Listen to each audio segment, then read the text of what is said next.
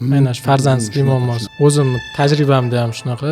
Har 6 tadan bitta oilaga to'g'ri kelyapti. Bu juda katta ko'rsatkich.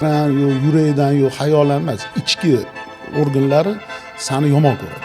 Hozir ko'p bilsangiz, nosog'lom tug'ilayotgan bolalar bor. Avlodida nogironlik bor. Turmush qurganlar bor. Egizi, lekin meditsinada hozir bu realniy narsami? Shuna holatlar bor, eko qilib bo'lmaydigan holatlar ham bor. Dona o'g'limning tabassumi men uchun butun dunyo. Endi yana ham men ishonch hosil qilaman deydiganlar uchun hozir genetik tekshiruv bor. Полностью o'sha genetik uровеньda siz aytayotgandek realniy bo'ladigan o'zi yoki bo'lmaydi.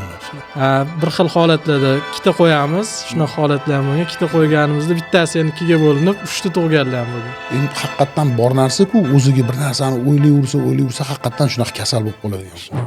Assalomu alaykum azizlar. Bugun sizlar bilan Xudo xolisa ko'pchilikni qiynaydigan oiladagi erkaklar, ayollarni qiynaydigan muammo, ko'pchilik buni yashirib keladigan, ichiga yutib keladigan mavzu haqida gaplashamiz. Bu mavzuda bizning suhbatdoshimiz Umid aka Iskandarov bo'ladilar. Assalomu alaykum. Assalomu alaykum. Umid aka yaxshi kelibsiz. Qadrdonlar. Umid aka, endi bizning asosiy mavzuyimiz shu farzandsizlik mavzusi.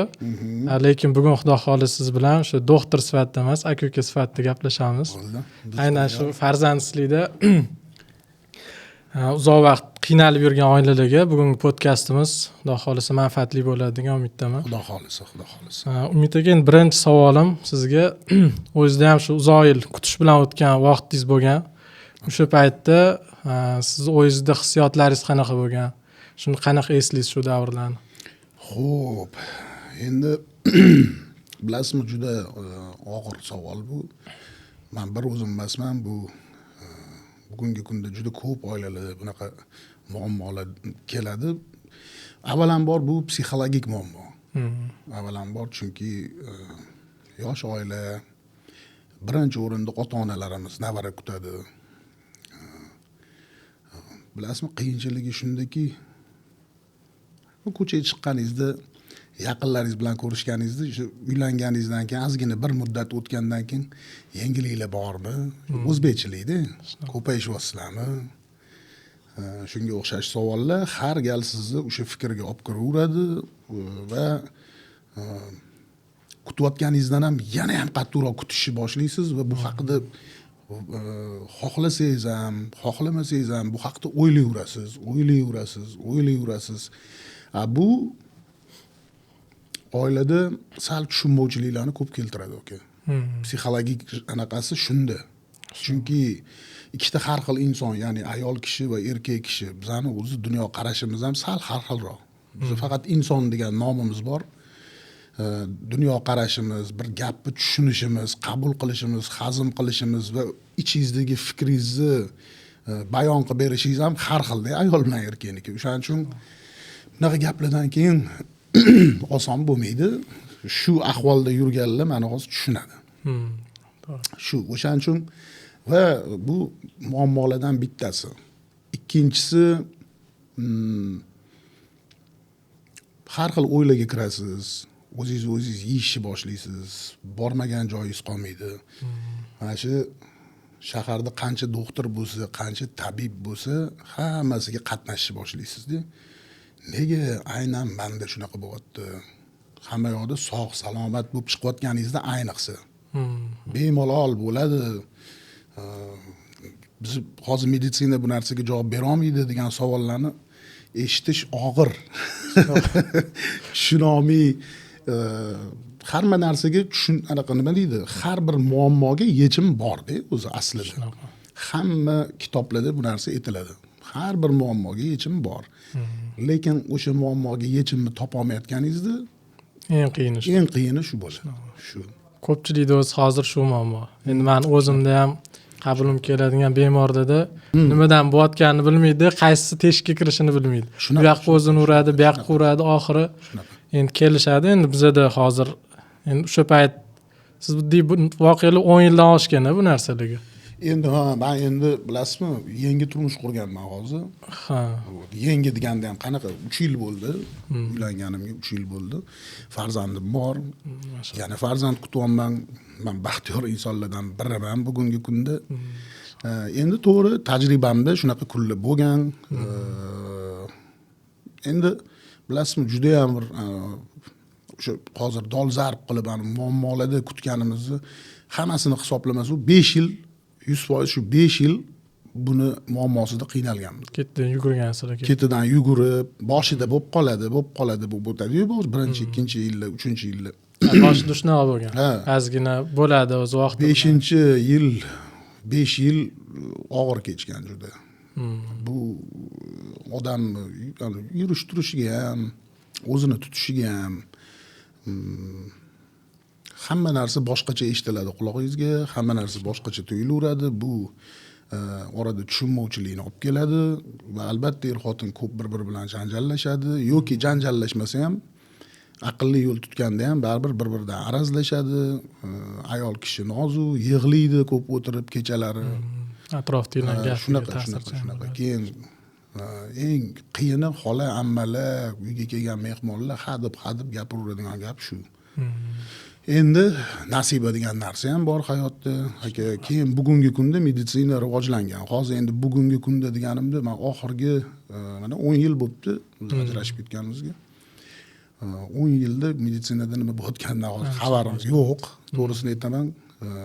Endi hozir men baxtliman. Hamma narsa yaxshi, o'z joyiga tushib ketdi. Ko'p yaqin do'stlarim bor. Yaqin do'stlarim bunaqa muammolardan hali qutulishgani yo'q. Shunaqa. Hozir o'zi O'zbekistonda aynan statistikada o'zim tajribamda ham shunaqa har 6 tadan bitta oilaga to'g'ri kelyapti. Aynan shu farzandlik muammosi. Bu juda katta ko'rsatkich. Misol uchun oilalarni o'rtacha 5-6 million oila desak ham deyarli 1 million aholida shu muammo bor oilada. Shunaqa.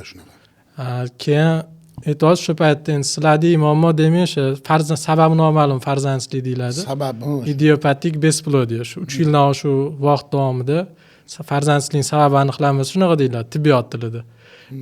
Unaqa holatlarda endi 10 yil oldin yechimi bo'lmagan, to'g'ri. Hali genetikalar yaxshi rivojlanmagan paytlar bo'lgan.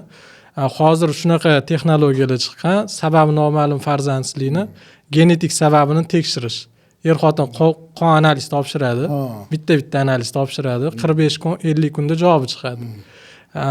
Qimmatroq analiz, to'g'ri, 10 million, 15 million so'm atrofida turadi.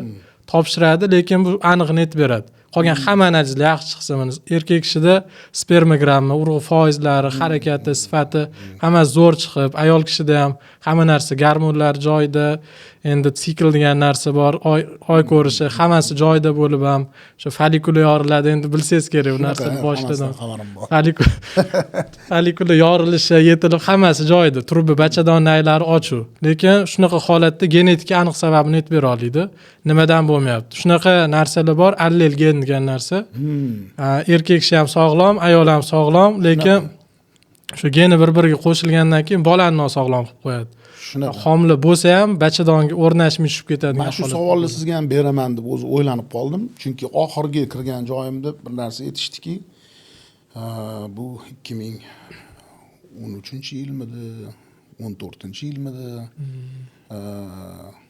shu bitta klinikaga kiruvdik, men nomini aytmay qo'ya qoldik. Chet ellik doktor edi.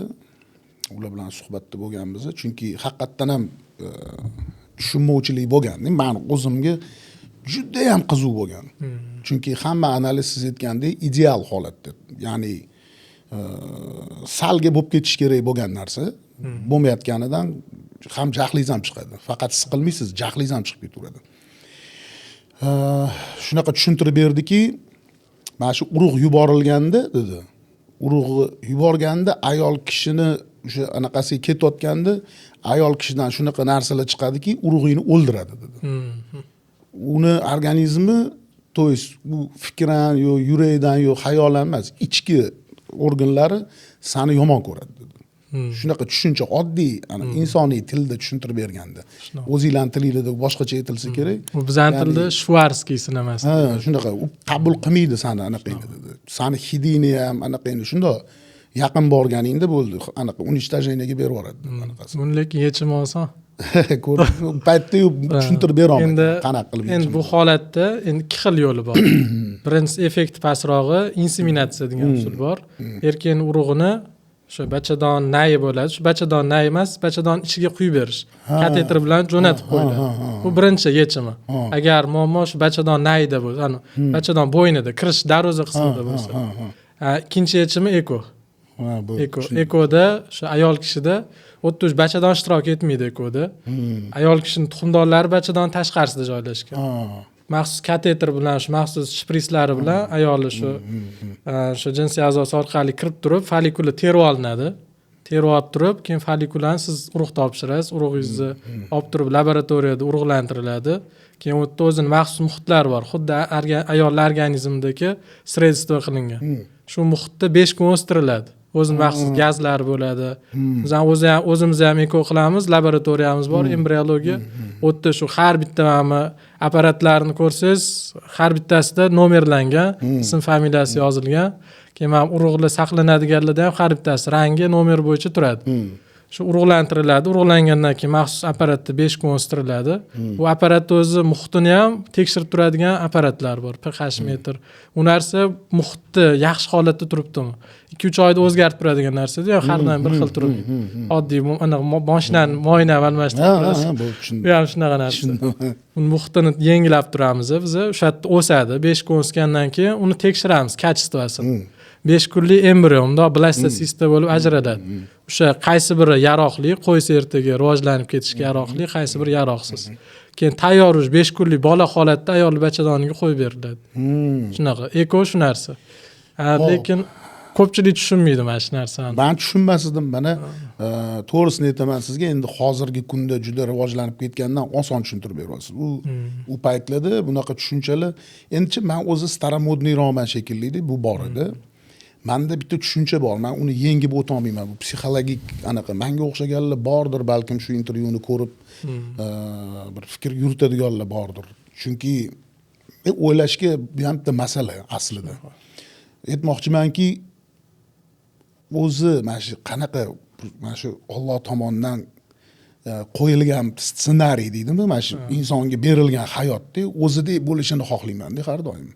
Mana uylanding, hayot boshlandi, o'z anaqasida hamma narsa o'zini funksiyasini bajarsa, butun organizmingiz ham, boshqasi ham doktorlar orqali qilish ham yaxshi. Men o'ylaymanki, shu keyingi nasl anaqaga ta'sir qilmaydimi? Shunga savolim ham bor, deyman sizga. Shunga aniq qilmoqchiman. Mana keyinchalik u bola baribir prosesga inson aralashdi hisoblanadi. Ozgina bo'lsa ham. Meni tushuncham bu, balkim bu buni javobi bor. Balkim men o'z boshimchalik qilib, boshqacha o'ylayotgandirman.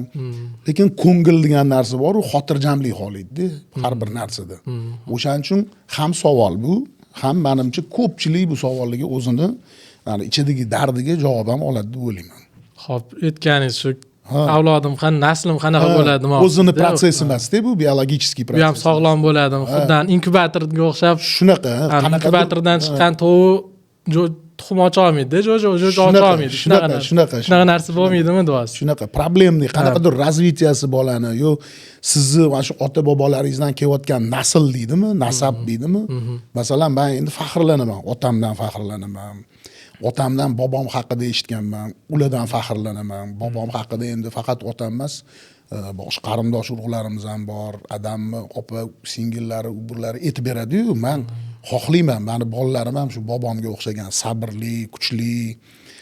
Bizga ham o'tganmi, yo'qmi men bilmayman, lekin shu men eshitgan, men qahramonim-da bobom. Shunaqa qahramon bolalarim bo'lishini xohlayman, misol.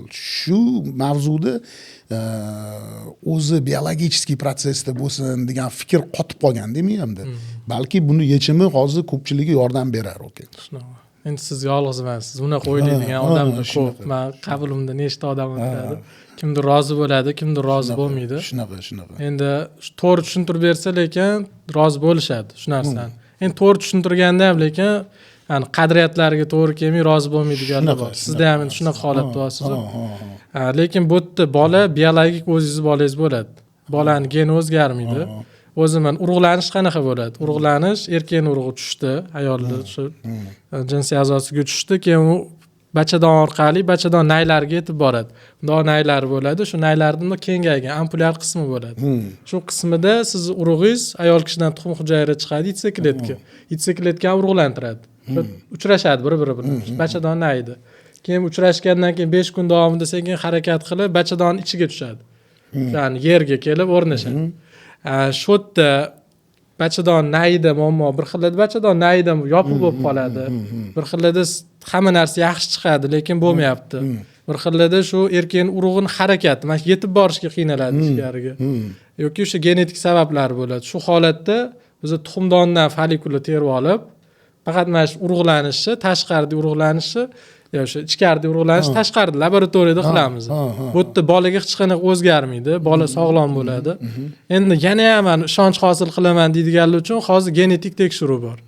Genetikasini tekshirib, to'liq mana erkak kishida o'z umuman odamda 46 ta xromosomi XY, erkak kishida XX, ayol kishida. Shu narsasiga tekshirib olsa bo'ladi. Har bitta 46 ta xromosomani alohida tekshirib beradigan NGS degan metodi bor. Shu 10-15 kunda undan embrion 5 kun o'stirilayotganda uni bunday yo'ldosh bo'ladigan qismi bor. Platsenta ajralib tushadi, tug'ayotganda ayol kishi. Shu yo'ldosh qismini hatching degan usul bor. Hatching qilib tashqariga o'stiriladi. Tashqariga o'stiriladi, mana shu qismidan namuna olsa bo'ladi. Mana ichkarida bolaga zarar yetmaydi. Shu qismidan namuna olib turib, bola tekshiriladi. Bola sog'lom bo'lsa, keyin ham sog'lom bola qo'yib beriladi bachadonning ichiga.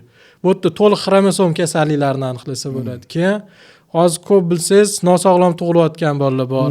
Avlodida nogironlik bor, turmush qurganlar bor. Shular ham yechim qidiradi. Qanaqa qilib shuni bartaraf qilsam bo'ladi, bolam sog'lom tug'ilishi uchun deydi.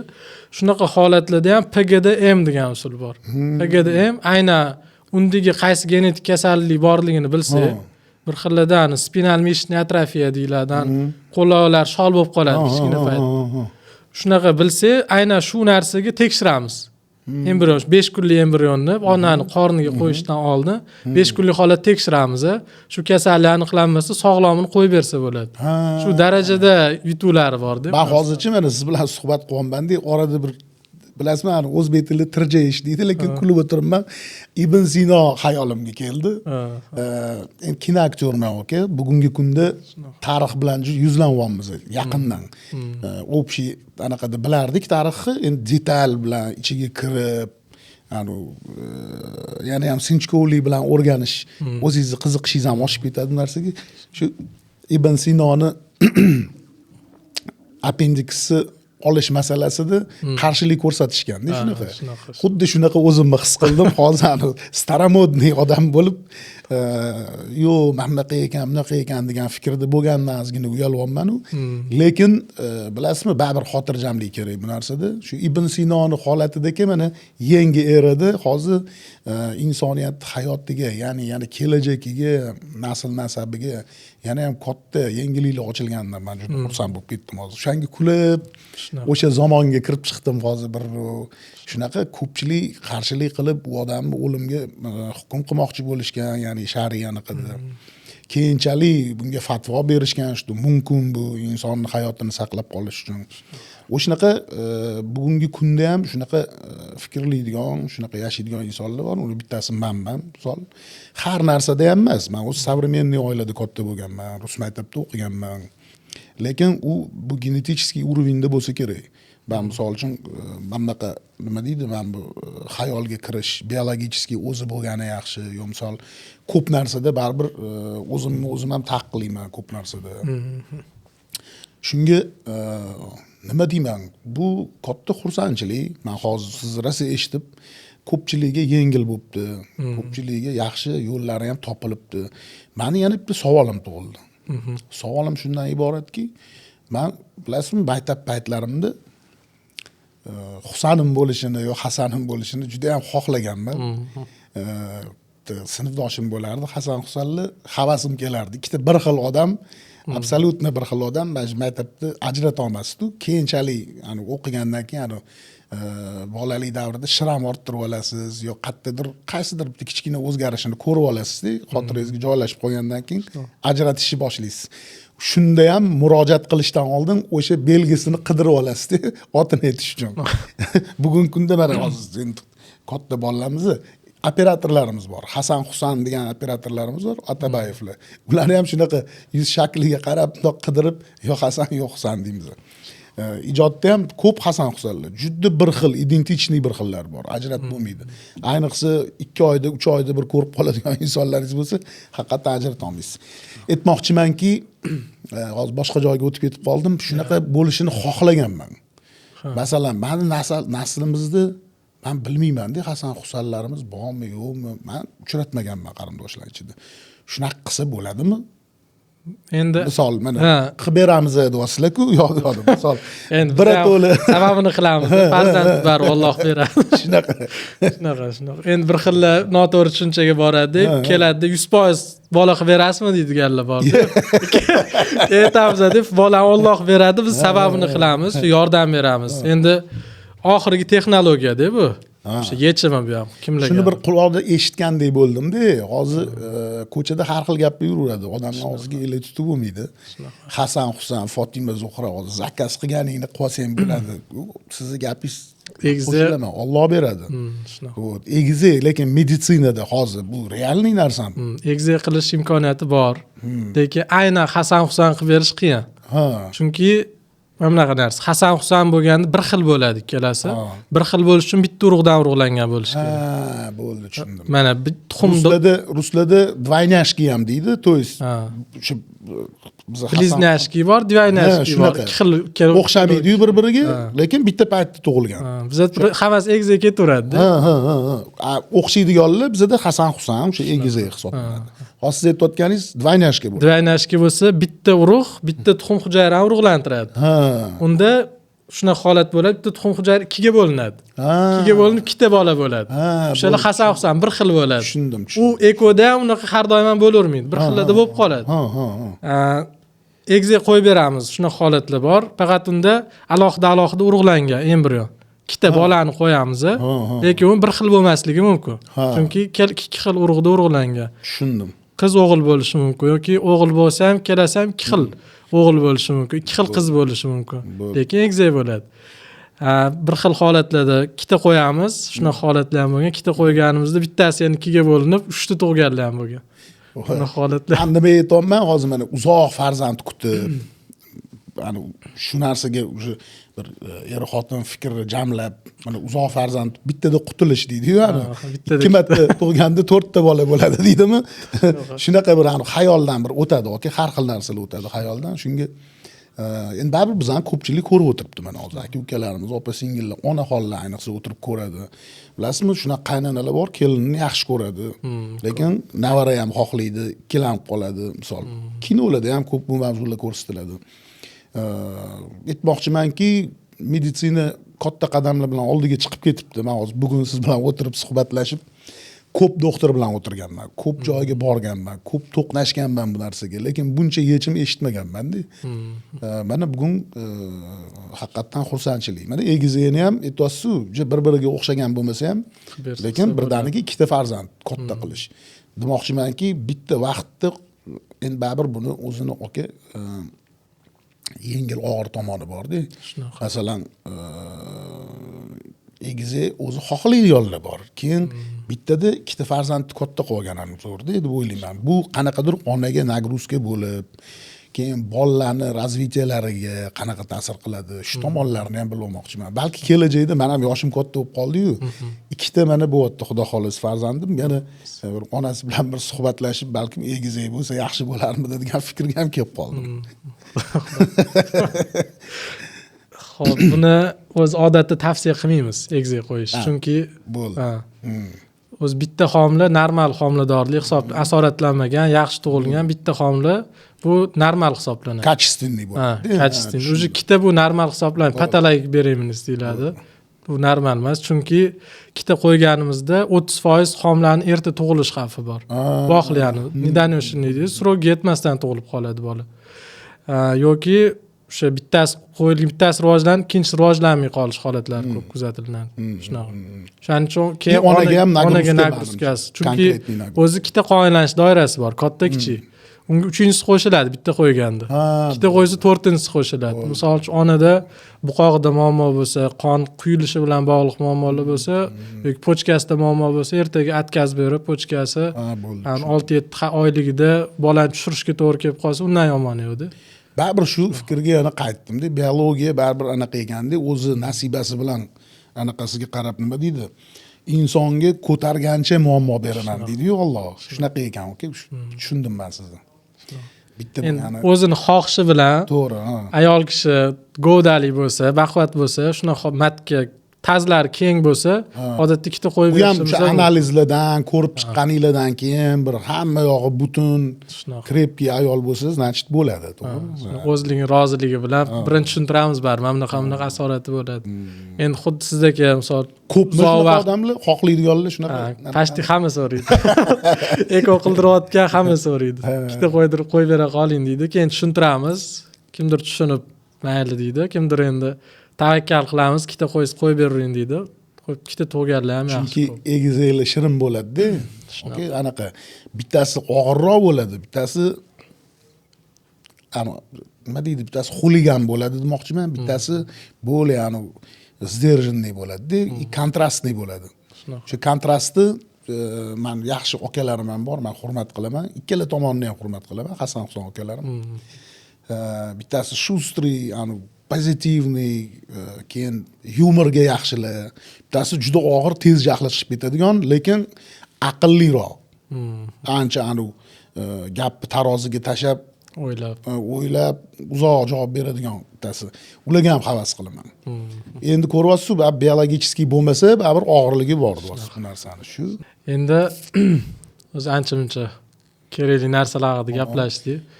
Endi hozircha faqat meni savolim yo'q, sizning savolingiz emas. Men o'ylaymanki, bu yerda zritellarda juda ham ko'p savollar. Men o'ylayman, men bu ko'rsatuvingizni hali ko'rmaganman. Men sizni Instagram orqali ko'rib, anaqa qilib ishlaringizni ko'rdim, ana borayotgan bloglaringizni ko'rdim-da, taklifingizni rad qilmadim. Men gaplashkim keldi siz bilan o'zim ad dushi. Chunki men o'ylaymanki, bugungi suhbatimizdan ko'pchilik o'ziga oydin masalalariga oydinlik kiritib oladi. Yechim topib oladi. Bu foydali suhbat deb o'ylayman. Albatta siz o'rningizga men aytaman, tomoshabinlarga kommentariylarga kirib, yana savollaringiz bo'lsa, mana shu keyingi ko'rsatuvlarda yana kimlar bilandir o'tirib gaplashasiz. Kelajakda o'sha berolmay qolgan, biz bir-birimizdan gaplasha olmay qolgan savollar bo'lsa, albatta bersanglar. Ben kadr ortida ham akamiz bilan suhbatda bo'ldim. Yo'q, tasanno gap bo'lishi mumkin emas. Misol uchun farzand kutayotganlarga men maslahat sifatida, ya'ni boshimdan kechirgan bir insonman. Menga o'xshaganlar mendan oldin ham bo'lgan, mendan keyin ham bo'ladi, sizlardan keyin ham bo'ladi bu narsa. Bu bor narsa, bor haqiqat bu. Ko'tara olgan ko'taradi, ko'tara olmagan ko'tara olmaydi. Sabr qila olganlarga sabr tilayman. Sabr qila olmaydiganlarga men ochiq oydin aytish yaxshi ko'raman. Ayniqsa yosh paytida insonni, yoshlar mana shu ekoga rozi bo'lmagan, o'sha baribir ham qadriyat, yo masalan biologический bo'lish kerak deb turib, lekin bir-birini qo'yib yuborgisi kelmay, keyinchalik yosh o'tib qolgandan keyin ajrashib ketishlar. Buni oqibati undan ham og'irroq. O'shaning uchun vohliroq qo'yib yuborish kerak bir-birini insonlar. Bu meni fikrim. Vohliroq, chunki keyingi hayot qurishga ikkala tomonga ham yo'l bo'ladi-da, ozgina bo'lsa ham. Misol, yoshroq bo'lsa ayol kishi ham yana yo'lini topib ketadi. Erkak kishi endi baribir qaysi yoshda bo'lsa ham yaxshi joyda ishlasa, aqlli, xushli inson bo'lsa, har doim yo'lini topib ketaveradi. O'shaning uchun maslahatim shundan kelib chiqish kerak. Buni jiddiy o'ylash kerak-da, kelajak hayotni. Yoki bugungi kunda bo'layotgan mana shu meditsinadagi qadamlar bilan ochilayotgan yangiliklar bilan harakat qilish kerak deb o'ylayman. Yoki agar bu narsaga, men shaxsan unaqa narsaga rozi bo'lmaganman-da. O'shaning uchun vohliroq qo'yib yuborish kerak bir-birini odamlar deb o'ylayman. Vaqt o'tgandan keyin shunaqa. Bu juda ham to'g'ri fikr. Anu bir-birini qiynab, endi bilasizmi, sevgi degan gaplar bor. Men ishonaman bu narsaga, lekin taroziga realnostni qo'yish kerak. mana shu bo'layotgan hayotingizdagi narsaga taroziga realist qo'yish kerak. Ota-onalarning roziligi birinchi o'rinda turadigan narsalarda, meniki qadriyatlar shunaqa. Otam, onam meni katta qilishdi. Misol uchun men endi ko'p bo'lgan bunaqa mavzuda, buvim rahmatli buvim juda ko'p aytardilar. Bitta shu navaramni ko'rsam, bemalol ketardim deydi-yu bu jonlar. Men buvim ko'p gapirardilar shu gapni. Afsuski buvim ko'rolmay qoldilar navaralarini. Keyin yana bitta mavzu farzandli bo'lganingizdan keyingi holat. Ayniqsa bu kutilgan buncha narsadan o'tganingizdan keyin bilasizmi? Qisqa qilib ozgina hayotimdan men siz uchun, sizni ko'rsatuvingiz uchun ozgina gapirib beraman. O'zimni sostoyaniyam haqida. Men ya'ni oilaviy sharoit, men ayolim kimligi emas, men o'zimni mana shu erkak kishi bo'lib boshimdan o'tkazib, dard bilan o'tkazganimni va albatta keyingi baxtni. Bu bilasizmi, ishingizga ham ta'sir qiladi bu narsa. Har tomonlama o'zingizdan bir xilda yomon ko'rib ketishni boshlaysiz. Lekin shunaqa narsa borki, mana shu bitta oila qurgandan keyin ikkinchi marta hech narsa bo'lmasa kerak, bunaqa bo'lmasa kerak deb o'ylaysiz-ku. Baxtini topolmayotganlarga aytmoqchiman-da. Bu ko'rsatuvimizga qanchalik to'g'ri mazmunda yo noto'g'ri mazmunda bilmayman, lekin bu oila qurish, shu farzand qurish anaqasidan o'tadi. Sevgi bor narsa, aka. Haqiqatdan ham hozirgi oilamni ham juda ham qattiq sevaman, hurmat qilaman.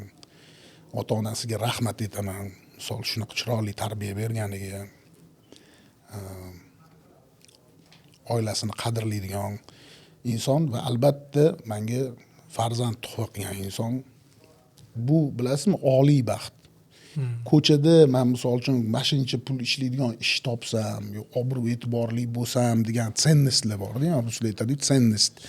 Odamga qadrli narsalar bor. Kimdir mashinasini juda ham qattiq yaxshi ko'radi, bir umr orzu qilib bir qanaqadir Mercedes sotib oladi. Kimdir uchastka quraman deydi. Ani yoshligidan psixologik travma-da bu. Kimdir boy bo'lgan mahallasida bular sal mundoq yashagan, ana shunga isbotlayman deb umrini tikib yashaydi kimdir. Kimdir men palonchi inson bo'laman, shunga erishaman deb yashaydi. Bilasiz-ku, bitta maqsad qo'yganingizdan keyin qolgan narsalar sekin ikkinchi, uchinchi planlarga chiqib ketadi. O'sha tomonga qarab yurishni boshlaysiz. Aslida eng oliy darajada turadigan narsa bu bu oila va albatta farzand ekan. Menga chunki men uzoq yil uylanmay yurdim. Og'irligi shundaki, so'qqa bosh bo'lib yurganingizda kontrolni yo'qotib qo'yasiz-da, o'zingiz kontrol. Qachon uyga kelish? Faqat ona. Rahmat onam borligiga shu urishib, sal bundoq to'g'rilab, o'g'lim o'zgarib qolsan, o'g'lim aynib olsan, kecha qayerda eding? U yoq bu yoq qilib ona ushab turmasa, masalan, gullab ketaverasiz-da. Masalan, ketdi shu bilan, o'rtoqlar bilan xolisiz toqqa, xolisiz chet elga, misolda aylanib, faqat o'zingiz xursand qilib yurish demoqchiman bu narsada. Uyga kelish uchun sabab kam ketadi. Uyga nima? Uyga uxlagani kelasiz. Kiyimingizni o'zgartirib ketgani kelasiz.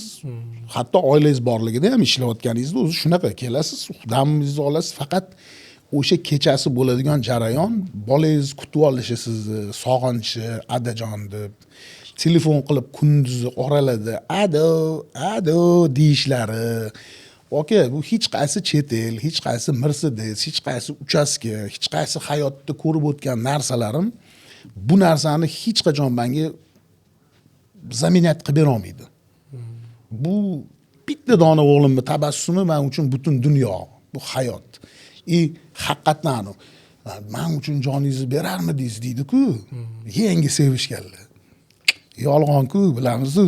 Lekin farzandingizga nimadir bo'lib qolsa, oka, o'ylamay beraverasiz joningizni. Umuman bu haqida vobshe xayol ham surmaysiz. Hamma narsa o'chadi. Mana shu yuragingni ber, yashab ketadi desa bo'ldi. Men yashab bo'ldim, men o'g'lim yashasin. Mana hozir ikkinchisini kutyapman-ki. Bundan oliy baxt yo'q. Men dunyodagi eng baxtiyor insonman degan ulug' darajadaman. Psixologik urovень. Ya'ni mayli nimadirda yetishmovchiligim bo'lsin, mayli o'shanaqa bir palon joyda anaqa uyim bo'lmasin, palon bir oligarx bo'lmayman. Men butun umr shu urovengda yurishga ham roziman. Lekin bolalarim menga yetishmagan, keyinchi ularga tarbiya berayotganingizda, ular bilan shug'ullanayotganingizda mazza qilasiz. O'zingizga yetishmagan, o'zingiz qilgan xatolarni qilmasligini hozirdan mana 1,5 yashar 2ga qarab ketyapti mana. 1 yoshu 9-oy. Xudo xolasa men qilgan xatolarni qilmasin degan harakat, keyin otani qadriga yetishib boshlaysiz, onani qadriga yetishib boshlaysiz, o'zingiznikilarni. Yana ham o'zi qanchalik yaxshi ko'ramiz ularni. Endi kechasi isitmalasa, yig'lasa, kasal bo'lib qolsa, ya'ni bilib turasiz, nima bo'layotganini o'zi ham bilmaydi deb bola, nimaga unaqa bo'lyapman deb yig'laydi. Shu paytda ota-onalarimiz qanchalik bizning ustimizda turganini shu yerda ko'rasiz. Ko'zingiz bilan. Mana shu Oqibat filmida o'ynaganimda Ziyodaxon soundtrackini aytganlar. Ota bo'lsang, tushunasan otangni, ona bo'lsang, qadriga yetasan onangni degan soundtrack, ishonasizmi, o'sha paytda chiqqanda men muzika sifatida qabul qilganman uni. To'g'ri, yoqqan, tushunganman, tushundim deb o'ylaganman-da, xullas. Qisqa qilib aytganda, zo'r deb o'ylaganman. Bugungi kunda eshitsam men uni haqiqiy, ya'ni har bitta yozilgan o'sha she'riga katta urg'u bilan qarab beraman o'zim ham. Tushunyapsizmi? Hayotdagi hamma yetishmovchiligingiz, hamma muammolaringizni bitta bolangiz tabassumi, yugurib kelishi, quchoqlab olishi shunday yopib qo'yadi. Bundan oliy baxt bormi? O'shanga men aytmoqchimanki, men sizni tomosha qiladiganlar, ya'ni muammosi bor odamlar-da. Nima bo'lishidan qat'iy nazar, birinchi o'rinda farzand qo'yish kerak ekan. Birinchi o'rinda qo'yish kerak ekan, o'shanga harakat qilaverish kerak ekan. Buni men bilmay o'tib ketgan kunlarim, yillarim, ko'rmagan paytlarimdan men afsusdaman. Lekin afsusdaman deganimda, misol voqliroq uylanganimda, hozirgi masalan ayolim bilan bo'lmasdi hayotim. Taqdirda. Taqdir. Men bir tomondan xursandman ham. Juda ham mamnunman, chunki ani jackpot degan so'z bor endi, yutib oldim deganda. Men bugungi kundagi ayolim men uchun jackpot deb hisoblayman. Chunki juda uzoq qidirdim, juda uzoq nablюдениеda bo'ldim. Tanishasiz, eshitib ko'rasiz, gaplashib ko'rasiz, boshqa qilasiz, qayerdadir mamnun bo'lmaysiz, qayerdadir ikkilanib qolasiz. Chunki hayot qurish, okey, bu umrbod, har kuni, mana shu umr kechirgan kuningiz har kunisi shu inson bilan siz ko'zingizni ochsangiz ham shu odam, ko'zingizni yumayotganingizda ham shu odam. Shu bilan tortib ketamanmi degan savolga javob bera olsangiz, shunda uylanasiz, to'g'rimi? Endi yoshlar unaqa o'ylamaydi menimcha. Ko'p unaqa. O'shaning uchun shu umr yo'ldoshni qidirishda juda qiynaldim deb, menimcha topa olmasam kerak degan fikrda ham bo'lganman. Ko'p umidsizlik ham paydo bo'lishni boshlagan. Ulpatchilikda navaralari bor insonlar bilan ulpatchilik qilaman, ko'p ko'rishamiz. Ukam, hayoting bekor o'tib ketyapti, tezroq uylanishing kerak. Ko'p gapirib urardi, menga yoqmasdi u gap. Aralashurmanglar, men o'zim bilaman. Qo'yinglar, iltimos, mana shu dardim yuragiga tuz sepmanglar. O'zi jiz etarkan yurak. Topilar ekan. Hech qachon sizni Xudoyim bitta o'zingizni yolg'izlatib qo'ymas ekan. Aka, baribir ham hayotingizda yangi kraskalar, yangi etap boshlanar ekan hayotingizda. Mayli kech uylangan bo'lsam ham, meni bolalarim kichkina-ku, ular meni yoshartiryapti mana Xudo xolasa. Ular meni yoshartiryapti. Ular bilan men kichkina bola bo'lib o'ynab yuribman, misol o'zimni ham qanaqadir gormonalniy обновленияларда bo'lyapman, kichkina bola bo'lib qolganman deb maza qilyapman. To'g'risida, rебятчество, baribir bu perioddan o'tish kerak ekan erkak kishi. Okay, o'tish kerak ekan. Tug'ilishi, roddomdan olib chiqishingiz, misol har bir kuniga, masalan, endi san'atkor bo'lganim uchun har kun rasmga olib qo'yaman, videoga olib qo'yaman. Kompyuterlarga ham sig'mayapti. Bir narsalarni o'chirib olib, bir narsa qo'shaman desangiz ham, uni kim ko'rarkin ham deb o'ylayman, bunda trezvoy smyslda. O'zi ham katta bo'lsa, buncha ko'rmasa kerak, buncha vaqt yetkazib deb o'ylayman, lekin baribir olaverasiz xursandchiligingizdan. Shunga nima deyman? Faqat shu tavsiyam, mana bugungi kunda meditsinani ochilgan anaqalardan men xursand bo'ldim. Mana ko'p zritellar bu narsaga savollarga javob qidirayotgan, dardiga malham bo'ladigan narsalarni men sizdan o'zim ham eshitdim, xursand bo'ldim. Xudo xolasa hammaga tilakdoshman, baxtiyor oila qurish anaqasida o'sha farzandga ahamiyat tezroq harakat qilib, tezroq qilib bo'lmaydigan bo'lsa bir-biri bilan xayrlashib. Chunki haqiqatan aytyapsiz-ku, baribir shunaqasi bormi mana? Yana bitta savol tug'ilib qoldi hozir. Qarang, shunaqasi ham bormi mana? Hozir meditsina ham ojiz bo'lgan qanaqadir tema. Mana xotin bir-birini yaxshi ko'radi, farzand bo'lmayapti, tekshirishyapti. Umuman ilojisi yo'q narsalar. Shunaqa holatlar bor, ko'p. Bor-a? Shunaqa holatlar bor, eko qilib bo'lmaydigan holatlar ham bor. Lekin buni vaqtida ular etmaydigan doktorlar ham yo'q emasda. Sudrab yuraverishadi. Sudrab yurib, lecheniya qilib, umr o'tib ketadi. 5 yil, 10 yillab bo'lmaydigan narsaga lecheniya olib yurganlarni ko'rganman-da. Oddiy bitta holat, endi unda bo'ladigan holat, lekin o'sha muammoni hal qilmaguncha bo'lmaydi. Ayol kishi deb aytdim, bachadon nayi, yiringlab ishib ketgan. Uni o'zi rentgenda ko'rishgan, lekin shuni davolashga harakat qilishgan. Butun dunyo bo'yicha, Yevropada, Amerikada hamma joyda standart bor. Yiring bo'lsa bo'ldi, uni yo'qotish. Operatsiya qilinadi, shu turba yo'qib tashalinadi yoki yiring o'zi olib tashalinadi. Ularda shu narsani qilmagan, dori bergan, ukol bergan, boshqa qilgan 3 yil, 5 yil yurganlar bor. Shunaqa bitta odam emas shunaqa. 3 yil, 5 yil yurib, endi ochtirganlar ham bor. Shu turbasini, shu yiringini olib tashab ochtirgan, 1 yildan keyin rentgenga tushyapti, yana yopilib qolgan. Uni yana ochtirmoqchi bo'lyapti. O'zi bitta ochilgandan keyin bo'lmadimi, o'zi eko. Boshqa yechimi yo'q, chunki yo'lida o'zi muammo bor turbada. U yana qayta yiring yig'uradi. U shunaqa o'rganib qolgan bo'ladi turba. Uni yana qayta ochishgan. Keyin 3-marta tekshiryapmiz, yaqindagi holat. Yana yiring chiqyapti turbasidan.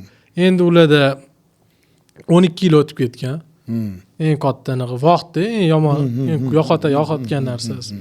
12 yil o'tib ketgan. Bitta xursand qilgan tarafi ayol kishida follikula zaxirasi yaxshi, bola bo'ladigan hujayralar hali bor.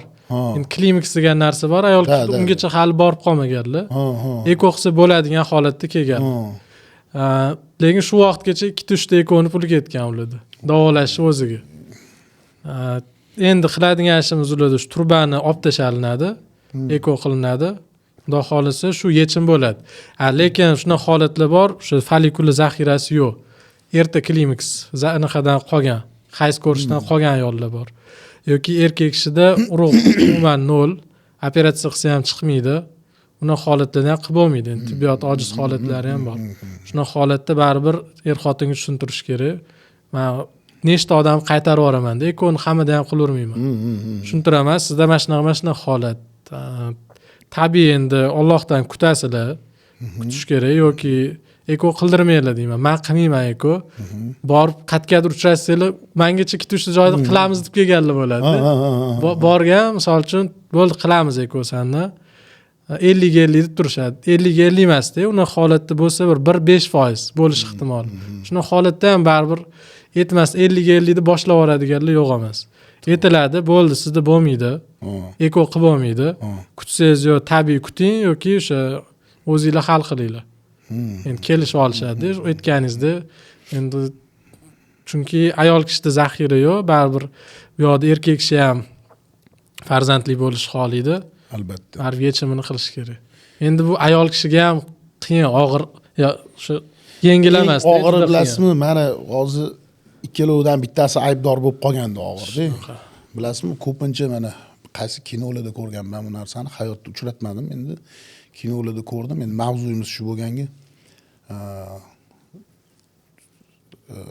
ayolini ayblab, qaynanalardan gap eshitdi bu kelin, o'zi soppa-sog', gap hammasi bolada bo'lib chiqib, shunaqa mavzularda bor filmlar ko'rganman.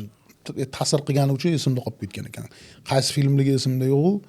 Bunaqa holatlar ham ko'p bo'lsa kerak. Men haqiqatan siz bilan suhbatdaman va albatta bizani tomosha qilayotgan qadrdonlarimizga aytgan bo'lardimki, birinchi o'rinda haqiqatan ular bir o'zini tekshirib olish kerak. Полностью o'sha genetik уровеньda siz aytayotgandek realniy bo'ladigan o'zi yoki bo'lmaydimi? O'sha narsani birinchi o'rinda bilib olish kerak deb o'ylayman. Chunki men o'zim rosa sudralib yurganman bu tema bilan.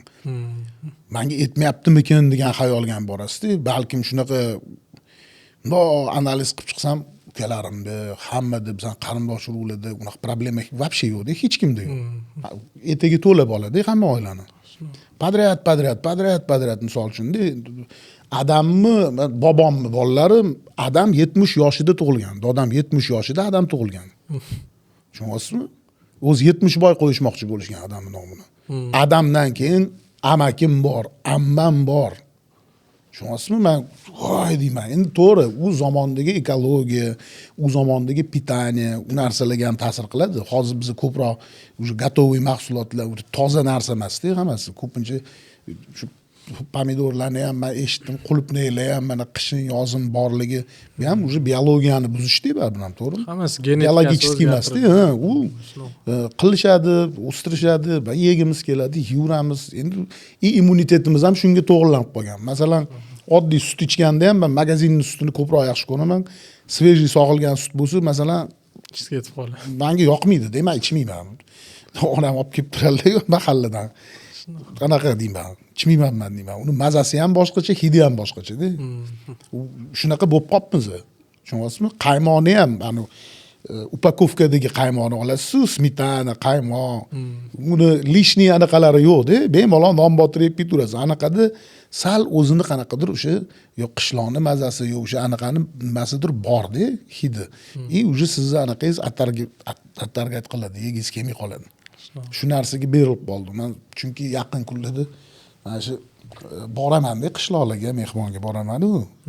Naturalniy produkt сразу bilinadi. Любой. Zelini ham, pomidori ham, bodrini ham. Misol, o'shanga nima deymiz?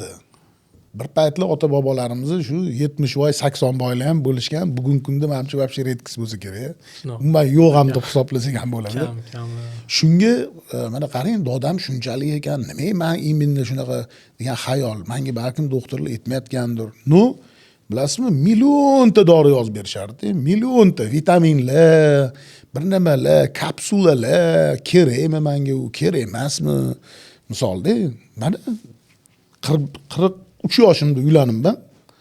43 yoshimda uylandim ben. Bu ters o'zi qandoq bo'lish kerak bo'lsa, insoniyatda anaqasida qanaqa yozilgan bo'lsa, shunaqa bo'ldi, normalniy. Masalan, ayolman chiroyli tug'ildi mana farzandim. Ozginadan keyin mana ikkinchi yosh qarab kelyapti. Bo'lar ekanda, aka. Men demoqchimanki, odam so'nib qolib, o'zini o'zi yeb qo'yib, endi haqiqatdan bor narsa-ku, o'ziga bir narsani o'ylayversa, haqiqatdan shunaqa kasal bo'lib qoladi. Shunaqa. Bu bor narsa-ku, to'g'rimi? Topilmagan narsa. Ipokondriya deyiladi. O'sha nerv sistemasi yo'q narsani bor deb his qilishni boshlaydi. Oddiy o'zi paydo qiladi u narsani ichingizda. Oddiy varikatsel degan narsa bor. Yetishgan hamdir, varikatsel tekshirtirgan bo'lsangiz, moyaklar tomirlar kengayib ketishi. Shu narsani og'riq bo'lmaydi o'zi. Senda varikatsel bor ekan desa, keyin og'rishni boshlaydi odamda. Shunaqa yasan og'riqni paydo qilishni boshlaydi. Ipokondriya shunaqa holatda ham bo'ladi. Shunga men nima deydi? Bir ikkita mavzuda boshqa bir ulpatda bir doktor anaqalarimiz ham bor. To'g'ri, bunaqa mavzuda emas-u. Aytadiki, shunaqa kasallik bor ukam deydi meditsinada. Odam bilsa o'lib qolish kerak 1-2 yilda. Masalan, mana gepatitlar, masalan, raklar, shu realniy borki, bilmagan, bo'lgan, o'zidan o'zi tuzalib ketgan, uni bunda qon olib analiz qilganingda uni anaqasi qoladi deyapti. Masalan, virusli bo'lsa, virusdan o'ligimi, nimadir bir umrga qolar ekan qonda u narsa. Mana даже hozir koronavirus bo'lganlarni ham hozir aniq bo'lgansan, o'tib ketgansan deydi-da, to'g'rimi, analiz topshirsa. O'shanaqa narsa qanaqa qilib degan fikrga men bunaqa narsaga juda qiziqib ketaman. O'ylanib qolaman. Shunaqa ekanda, psixologически u bilmagan deyapti. Hech qachon o'zini anaqa qilmagan. Radosniy, zo'r ishi yurishgan, uyi tinch bo'lgan, yurgan, to'g'ri yashaganda, o'zi organizm o'zi immunitet tuzatib, cho'tki qilib keturgan. deb tushuntirib berdi demanga. Shunaqa realniy mana sizdan ham mana tomoshabin uchun doktor sifatida odam bilmasa o'zi kasal, yo'li bo'lib qolgan kasal. Uni ham boshqa narsa, prosta charchadimga o'tkazib, misol uchun u yoq qilib o'tkazib yuborganlar ham qanaqa to'g'ri bu masala. Bu masala ham. Endi agar bir xil belgi bermaydi, haqiqatda aytganingizdek hech nima sezilmaydi. Qachon bilmaguncha o'ylab bu haqda o'ylamaydi. Lekin bir xilda o'sha aytganingizdek psixologически o'zi yaxshi bo'lib ketadi. Buni holatlar ham bor. Lekin bilgandan keyin baribir borish kerak doktorga. Ha, bilib qolsa bo'ldi kerak. shunaqa. Endi o'zim bitta patsientimda bo'lgan eko boshlangan patsientimiz edi. Shu er-xotin soppa sog'lom, ya'ni er ham, ayollari ham soppa sog'lom. Erlarda gepatit B, jigar sirrozi aniqlangan. Erlarda. Ha, erlar bilmaydilar, shu paytgacha bilmaganlar-da. Voy. Ekoda tekshiriladi hamma narsa, tekishi, infeksiyalar hammasi tekshiriladi. Aka men rosa yurganman. Uni nima aloqasi bor deb o'ylaydigan analizlar ham bo'lganda. Shu gepatit tekshirdi, chiqdi. Keyin gepatologga jo'natamiz. Chunki urug'da 0,1% bolaga o'tish ehtimoli bor gepatit. Juda past, lekin bor. Shu oldini olish uchun gepatologga jo'natdik. Borsa o'sha patsientimda jigar sirrozi aniqlandi. Lekin yaxshi yuribdilar. Hozir ham yaxshi yuradilar-da. Bilmaguncha anaqa qilmaganlar-da. U Jigar tomonlama ham, hozir jigar tomonlama ham meditsina ancha katta qadamlar tashab qo'yibdi. Men bir yaqinim bor, Ulug'bek aka degan virusolog odam. Suhbatda bo'lganman, eshitdim. Hattoki shu 15-yilgacha tuzatib bo'lmaydigan mana shu gepatit C ni tuzatib bo'lmaydigan bo'lgan ekan, 15-yilda открытие bo'lib tuzatadigan dorilar ham chiqibdi uni. Faqat shu D mi qaysi birigadir qolib ketgan ekan, shunisini ishlashyapti deyishdi. Konkret yaxshi bilmayman u narsani. Kichkina suhbatlar bo'ladi-yu. Suhbatlar bilan o'tirib qolasiz, gaplashib qolasiz. Shundan ozgina xabarim bor. O'zi D'gacha olib borish kerak emas. Ha, oxirgisi-da. Ha, B bo'ladi. B'ning ustiga qo'shiladi. Super infeksiya bo'lib qo'shiladi. Undan oldin davolasa, B'ni o'zini davolasa bo'ladi. Shu paytda davolab olsa, odatda D'ga o'tmaydi. Eng ko'pchilik o'sha bilmay yurgan hisobiga shu D qo'shiladi. U D qo'shilgandan keyin saru kasal ham gepatitda, to'g'rimi? Saru kasal. A-da. Kasal, A formasi bor. O'zi aslida lecheniya qilmasa, eng birinchi o'ldiradigani A-da, to'g'rimi? Tez yeb tashlaydi jigarni. Ani ham ikki xili bor. Shu ketganingizda tez kechadigani bor. Tez ani o'zi nobud qilib, odam nobud o'ldiradigan ham bor. Sekin kechib o'zi 2 hafta davolamasa ham o'tib ketadigani bor. Sarg'ayib turib. Shunaqa. Men bo'lganman. Zakritый juda ham anaqa klinikada. Birinchi sinfda o'qirdim. 87-yil bo'lgan ekan. Saru kasal, ko'zimning rangi sap-saru bo'lib qolgan. Bir kechada esimda oyim doktorga olib borsalar, keyin analiz oladi-yu, anaqadan voy srochniy degan anaqada meni xuddi qamoqda o'tirganda 7 yosh bolaman, onam bilan otamni ajratib qo'yishganda, o'zimga o'xshagan anaqalar bilan yotganman. Yuqadigan davr bo'ladi. Ha, shunaqa. Yaxshi uydagilarga yuqmagan ekan, qarang. Biza paytda u o'sha Soyuz davrida yengil emas, juda ko'p bo'lardi. Hozirgi paytda nabarot eshitmayman, o'g'lim saru kasal bo'lib qolibdi. O'zi saru yoshlarda bo'ladi, kichkinalarda. Kattaligi anaqa o'tib ketgan bo'ladi ular. Yoshligida ko'pida o'tib ketadi. O'sha qaytalanmaydi. Shuning ularga yuqmaydi. Keyin qaytalanmaydigan kasallik bu. Yo'q, A bo'lsa qaytalanmaydi shunaqa narsa. O'sha immunitetingiz kurashishni biladigan bo'ladi. Shu butun umrlik qoladi, mumkin. Endi bir xilda Y formasi bo'ladi, u ko'pchilik A bilan aralashib ketib qoladi. Aniqlanmaydi. O'tib ketdi, A bilan bir xil o'tib ketaveradi davolar. Shunaqa, lekin tekshirsa A chiqmaydi bu. O'shada Y formasi. Endi shu yosh masalasi deganingiz boya aytdik, shu ayollarni yoshi o'tgandan keyin klinik zaxirasi tugab qoladi. Shuning uchun endi ayollarga maslahatimiz vaqtliroq, ertaroq harakat qilish kerak. Shunaqa. Endi aniq diagnoz bo'lmasa, aniq diagnozsiz har xil ortiqcha dorilar ichish kerak emas. Siz o'zingiz ham aytdingiz, aniq diagnoz bo'lmagan, lekin million xil dori yozib bergan. Shunaqa-da, men tushunmas edim. Bir paket qilib olib kelardim. Hozir endi nomlari ham esimda-yu. Saru, qizil, rang-barang. Nima bu kiras o'qiysiz? Nimadir kuchaytirib beradi, nimadir qilib beradi. U nima deydi? Xullaschi, juda bir u ham anaqa dahmaza narsa-da o'zi. Soppa sog' ekanman, hop, mana analizlarim yaxshi chiqyapti. Nimaga deb o'ylayman, shunaqa aylantirilganman. Bitta doktorga bormaganman-da, men ham ishonmay har qayoqqa kirib yuraverganman shahar bo'yicha. Hozir ham shunaqa xarakterim bor. Bitta kasal bo'lib qolsam, 4 ta 5 ta joyga borib topshirib kelaman analiz. Adashib tekshirib ko'rasan. Adashib bir narsa qilib qo'ygan deb o'ylayman. Mayli, bo'lmasin, hech kim kasal bo'lmasin. Ko'p menimcha unaqalar. Eng yomon narsa shu ortiqcha dori ichish. Ketganimizda shu jigarga ta'siri bor dorini yoki endi shu ayol kishilarga garmon yozishadi. Yosh kelinlar 3 oylik kelinni olib keladi. Doktorga birinchi anaqaga olib chiqadi, o'zini poliklinikada doktorga olib chiqishadi. O'tga borsa, u ikki xil garmon yozib beradi. Dufaston, Regulon, standart dorilar bor. Umuman mumkin bo'lmagan holatda ham yozib berishadi. O'zi mana o'sha har oy vaqtida kelib turgan ayolga hech qanaqa garmon kerak emas-da. Prosta uni kuzatish kerak ozgina, yordam mana. O'sha qaynotasi podderishga qo'yarsa, bu yoqda eri podderishga qilib tursa, u yaxshi bo'lib ketadi. Bu olib chiqadi doktorga Dufaston yozadi, garmon yozadi. Yo'l kasallik paydo bo'ladi, ishadi, semiradi, polikistoz, multifolikulyarichnik har xil kasalliklarni orttirib oladi. Eng yomoni shu narsa. Hani yatrogeniya deydi, doktor aybi bilan kasallik kelib chiqadi. Keyin biz uni davolaymiz. Bizga keladi, pashti 50% man keladigan bemorlar shu narsa. Noto'g'ri davolanib kelgan, endi men uni birinchi to'g'rilashim kerak, keyin kasalligini davolashim kerak. O'zi ko'p dorilar haqiqatan o'zi tuzatadi, lekin boshqa pobochkalari ham bor-da, mana bir joyingizni tuzatadi, bir joyingizni kasal qiladi-da u dori. Hamma dori shunaqa deb o'ylayman. Antibiotik ayniqsa. Griboklar, oshqozon, uni antibiotik ichganingizdan keyin yana tozalaydigan dorisi bor keyin. Bilasizmi, orqasidan yediradi. O'shanda bilib oldim buni. Gribok qoldi. Jigarga og'ir bosar ekan, u anaqa, bu bunisi bunaqa. Shunga oxirgi emas, o'zim azaldan doriga anaqa emasman, to'g'risi. Shamollasam ham, gripp bo'lsam ham maksimal darajada tabiiy. Asal, sariyog', mana shunaqa tema, keyin ko'pincha bilasizmi nimadan zo'r tuzalib olaman men. Endi bu narsaga yaqindan bo'lib qoldim.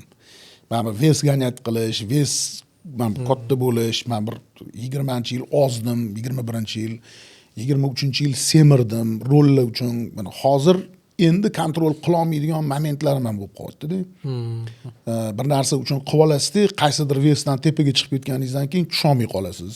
Ortiqcha yemay qo'ysangiz ham, suv ichsangiz ham semiradigan bo'lib qoladi odam. O'sha gormonlar o'zgaradi. Gormonlar o'ynaganini men yaqinda bildim, gormonlar o'ynashini yaxshi sportivniy trenerlar aytdi. Sen birinchi o'rinda gormonalni topshirgan ekan. Bir nima qilishdan oldin senga doktor o'zi chizib beradi. Gormonalni qilib. Nima, qanaqa cho'kchimi urib to'g'rilab olganingdan keyin o'zi avtomatik telosложениең to'g'rilanib oladi. Pitание, uyquni joyiga qo'yib olsang deb oson yo'llarini ko'rsatib berishdi. Kichimni aytayotgandim. Dieta ham kimgadir yordam bersa, kimnidir kasal qilar ekan. Men hozir zo'r yo'lini topdim. Shu narsaga duchor bo'lgandan keyin bu 1-2 yil bo'lib qoldi. Определенный периодda men lovlagini suvi pishirmasdan shunda живой sokovujmalkadan chiqarib olaman. Uni boshida stakanlab ichyotgandim, bitta akam hushi berdi, lekin unaqa jinnimisan, ukam oshqozoningni yevoradi, kasal qilib qolasan. Uni ham 50-100 gram olasan, uni ham aralash qilasan, bir kun olma bilan, bir kun anaqa bilan, keyin o'tirib uni ham o'qib o'rganib chiqdim. Masalan, qovoq bilan sabzi, olma, lo'lagi o'sha kombinatsiya qilib, masalan 50 gram 100 gramdan ertalab natashak urib tursangiz ham ancha muncha yordam zo'r ekanda u narsani. Har tomonlama. Вообще yuzlarni rangi o'zgarib ketadi. Anaqa nima deydi? Energetichность paydo bo'ladi. Ani lanchlashamiz ko'pincha. Onasini ham 2 marta sokovujmalka almashtirib yubordim. Sinib ketdi. Shunaqa darajada har kuniga berilib ketdimki, ko'pincha anaqa nima deydi? Seldereydan bo'ladi. Sokovujmalkalar sinib qoladi. Selderey suvi ham rosa foydali ekan. Uni orqasida men qovoq aka nima aytib beraman? Yemaydigan produktlarim bor-da, tabiiyan yomon ko'raman. U ovqatga qo'shilsa men yemayman u narsani. Qovoqni men ko'plar yaxshi ko'radi. Asal bilan ham yeydi, qovoqdan sho'rva ham qilib yeydi, o'zini ham dimlab yeyishadi. Qovoq yomon ko'rardim aka. Shu sokovujmalkadan chiqarib, olman suvini qo'shsam, bir boshqa bir mevani mazasini beradigan anaqasini chiqarib oldim. Yoki anaqa bilan aralashtirsangiz, qovoqni svikla bilan aralashtirsangiz, semirinka olmani aralashtirsangiz, ozgina anor suviga ham o'xshaydi. Anor suviga o'xshab qoladi. Shunaqa qilib aytmoqchi, men nima aytyapman? Yomon ko'radigan produktlaringizni yeyishi yo'lini ham topsa bo'lar ekan. Yemaydigan, masalan, baliq yemasdim aka, umrbod yemasdim baliq. Ulug'bek o'rtog'imga rahmat, Qodirovga baliq yaxshi ko'radi juda ham. Shunaqa joyga olib boradi, baliqdan boshqacha ovqat yo'q edi. 2-3 marta o'tirib sekin-sekin ozgina yeb o'rganib, bugungi kunda baliq yeydigan odam bo'lib qoldim. Bemalol. Shu o'rtog'im sababchi.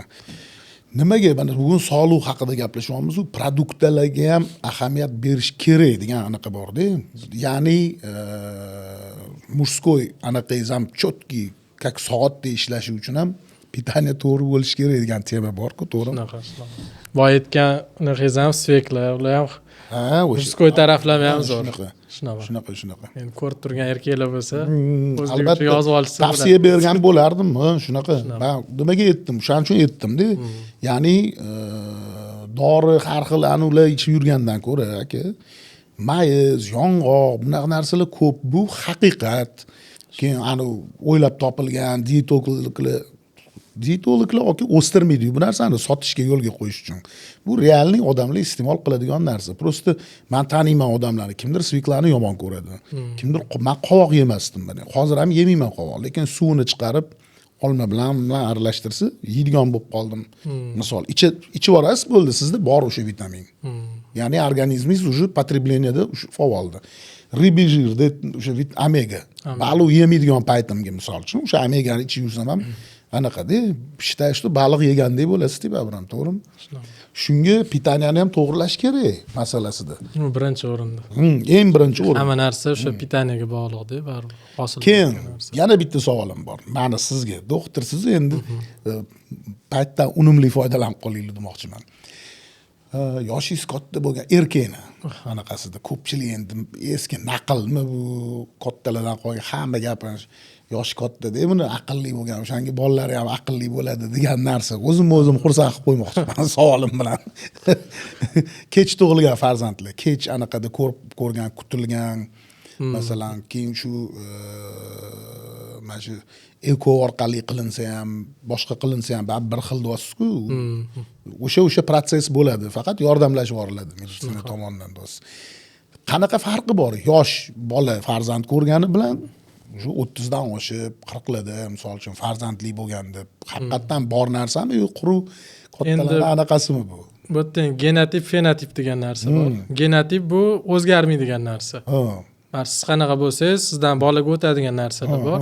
U shundoq o'tiradi. Baribir 40 da ham shu narsa o'tadi, 20 da ham shu narsa o'tadi. Fenotip degan narsa bu keyinchalik bolaga bo'ladigan unaqa tashqi muhit ta'siri, siz tarbiyangiz boshqa. Chunki bari 20 yoshli o'zingiz bilan 40 yoshli bagaj yig'asiz, informatsiya olasiz, o'rganasiz.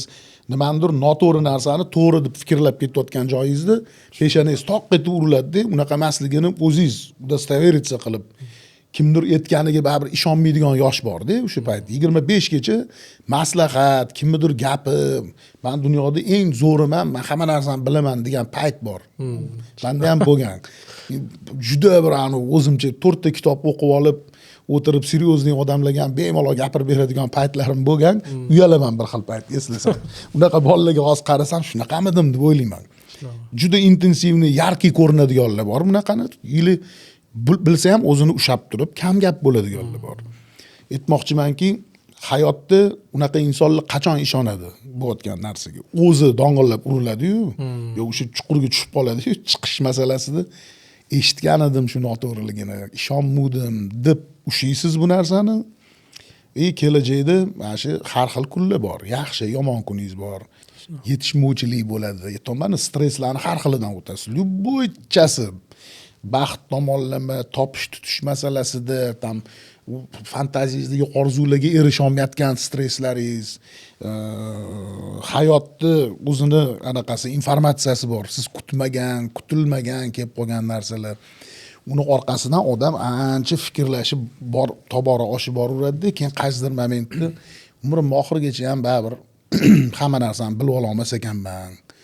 Bitta направленияda bo'lishim mumkin, uni ham oxiriga yetkiza olmayman, lekin bitta umr bilog'on zo'r, men vashi zo'rmanga butun umr yetmas ekan degan tan olish momenti keladi. Nima bilmasligini tushunib ketadi. Shu endi men xayol qildim, shu bolaga o'tarmikin, ta'sir qilarmikin degan temada. Endi shu tashqi siz baribir beradigan tarbiyangiz boshqacha bo'ladi. Har 20 yoshda tarbiyani hozirgi holatingizdek tarbiyani bera olmaysiz-da bolaga. To'g'ri. O'shaning hisobiga baribir farq qiladi. Endi yoshlardek bola, yoshlarning bolasi, kattalarning bolasi. Endi yoshlarda ham aqlli, ko'p narsani tushunadigan bo'lsa, bolasi ham ancha wunderkind bo'lishi mumkin-da. Shunaqani ko'rganmiz ekan. Onasini o'zi 7 tami nechtadir til biladigan bitta qiz chiqdi bitta videosi. Qiz o'zi ham 2 yoshmi, 3 yoshida, 8 xil tilda bor, o'qib beradi-yu. 12 ta til biladigan живой insonni taniyman. 12 ta tilda chotki, ya'ni yolg'ondan bilish emas, konkretniy biladi. Bir-biriga uzoq tillarni. Hind tili, masalan, tay tili, arab tili mukammal biladi. Ingliz tili, rus tili, o'zbek tili, mana shu 12 ta til biladigan insonni taniyman. Lekin hozirgacha mani miyam bu narsani qabul qila olmaydi. Umuman qanaqa qilib degan anaqada qolib ketaveraman har doim. No, poliglot degan qanaqadir shunaqa sposobnost bor ekanda, talantga o'xshagan narsa deb ham tez miya hazm qilib oladigan tema. O'shanga menda u narsa yo'qligini aniq bilaman. Chunki Yaponiyadan rejissyor keldi-da, yaponskiy film o'zi bitta o'zbek bolaning roli ham bor-da, o'tdi. Bosh qahramonlardan biri. Endi yaponlarni O'zbekistonda bo'layotgan voqeasi, lekin hujjatli film bu, dokumentalka emas. Rol beramiz deb kelishdi. Shunaqa to'g'ri keldim ularga, tuzilishim ham, mahoratim ham. Menga aytayaptiki, mana shu ikkita varroq shu o'ynaydigan rolimdan bittagina dialoglardan bittasini berishdi. 4 kishi suhbatlashadigan joy ekan. Men yaponchada shuni yodlab kelsam bo'ldi deydi. Ikkitagina varroq 20 kun berishdi menga shunga. Ishonasizmi? Yotib olib kecha kunduz qilganimni ham qila olmadim. Menga maksimal o'tni topadigan daromadini o'ylasam ham bo'lmadi. O'zimni karyeram uchun qanchalik yaxshiligini hisoblasam ham bo'lmadi. Bor kuchim bilan hisobladim, keyin bitta yaxshi inson aytdiki, ukam dedi. Mana qara, hozir 100 kilolik qop tashab qo'ysam yelkangga ko'tara olmaysan, to'g'rimi? Hozir bitta sportsmenga bersam ko'tarib olib ketadi dedi. O'shaning uchun sen qila olmaydigan ish peshanangga yozilmagan dedi. Qilma dedi. Men chunki til biladigan odamman deb bordim-da. Sanda bu sposobnost yo'q dedi. Sen hozir $1 million beraman desam qila olmaysan dedi. $2 million hech qanaqa narsaga qila olmaysan, qazim qila olmas ekansan dedi. Yo'llari bordir deb qidirdim-da. Mana shu bir yo'li bo'ladi-yu odam qanaqadir to'g'ri podxodni o'rganish kerak. Masalan, angliskiyda bor anaqam. Endi maktab paytdan ozgina zaложиться qilingan-da u. Maktabda yaxshi o'qiganman ingliz tilida. Fundament ozgina. Fundamenti bor. Hozir esimda bo'lmasa ham 4 ta anglichani gaplashib tursa, masalan, ichidan terib so'zlarini logicheskiy uravneniyalar bilan nima mavzuda gaplashayotganini chiqarib olaman. Bu mana bunaqa deyapti, bu men bir-biriga qo'shsangiz tushunmagan gaplaringizni ham o'zi tekstlab oladi miya anaqasini. Lekin yapon tili, mana xitoy tili, yo masalan koreyskiy uchalasi 3 xil narodda, ular absolyutno har xil tilda gapirishadi, lekin ularni umuman tushuna olmayman, harakat qilib ko'rganman. Bu sposobnost prosta yo'q. Endi baza ham yo'q-da. Bo'yicha. Baza ham yo'q. Bazani qidirdim, sal bo'lsa ham kiri yoki she'rda prosta yodlab olib ham gapirsam ham ruxsat beryapti, tushunmasam ham. Tushunmasangiz qanaqa rol o'ynaysiz? Nima deyapti? Qattiq bundoq qarashingiz kerak, qattiq udivlyatsiya qilishingiz kerak. Bir nima deganda, nima deyapsan? O'ynaydi-yu anaqa. Bir tekstni nima deyotganingizni bilmay o'ynasangiz, tupoy bashara bo'lib qoladi odam. O'shanga lekin bitta narsaga qoyil qoldim. Bu masalada mana Adiz Rajabov. Bizda nima deydi? Chehramizda anaqa bor-da, nima deydi?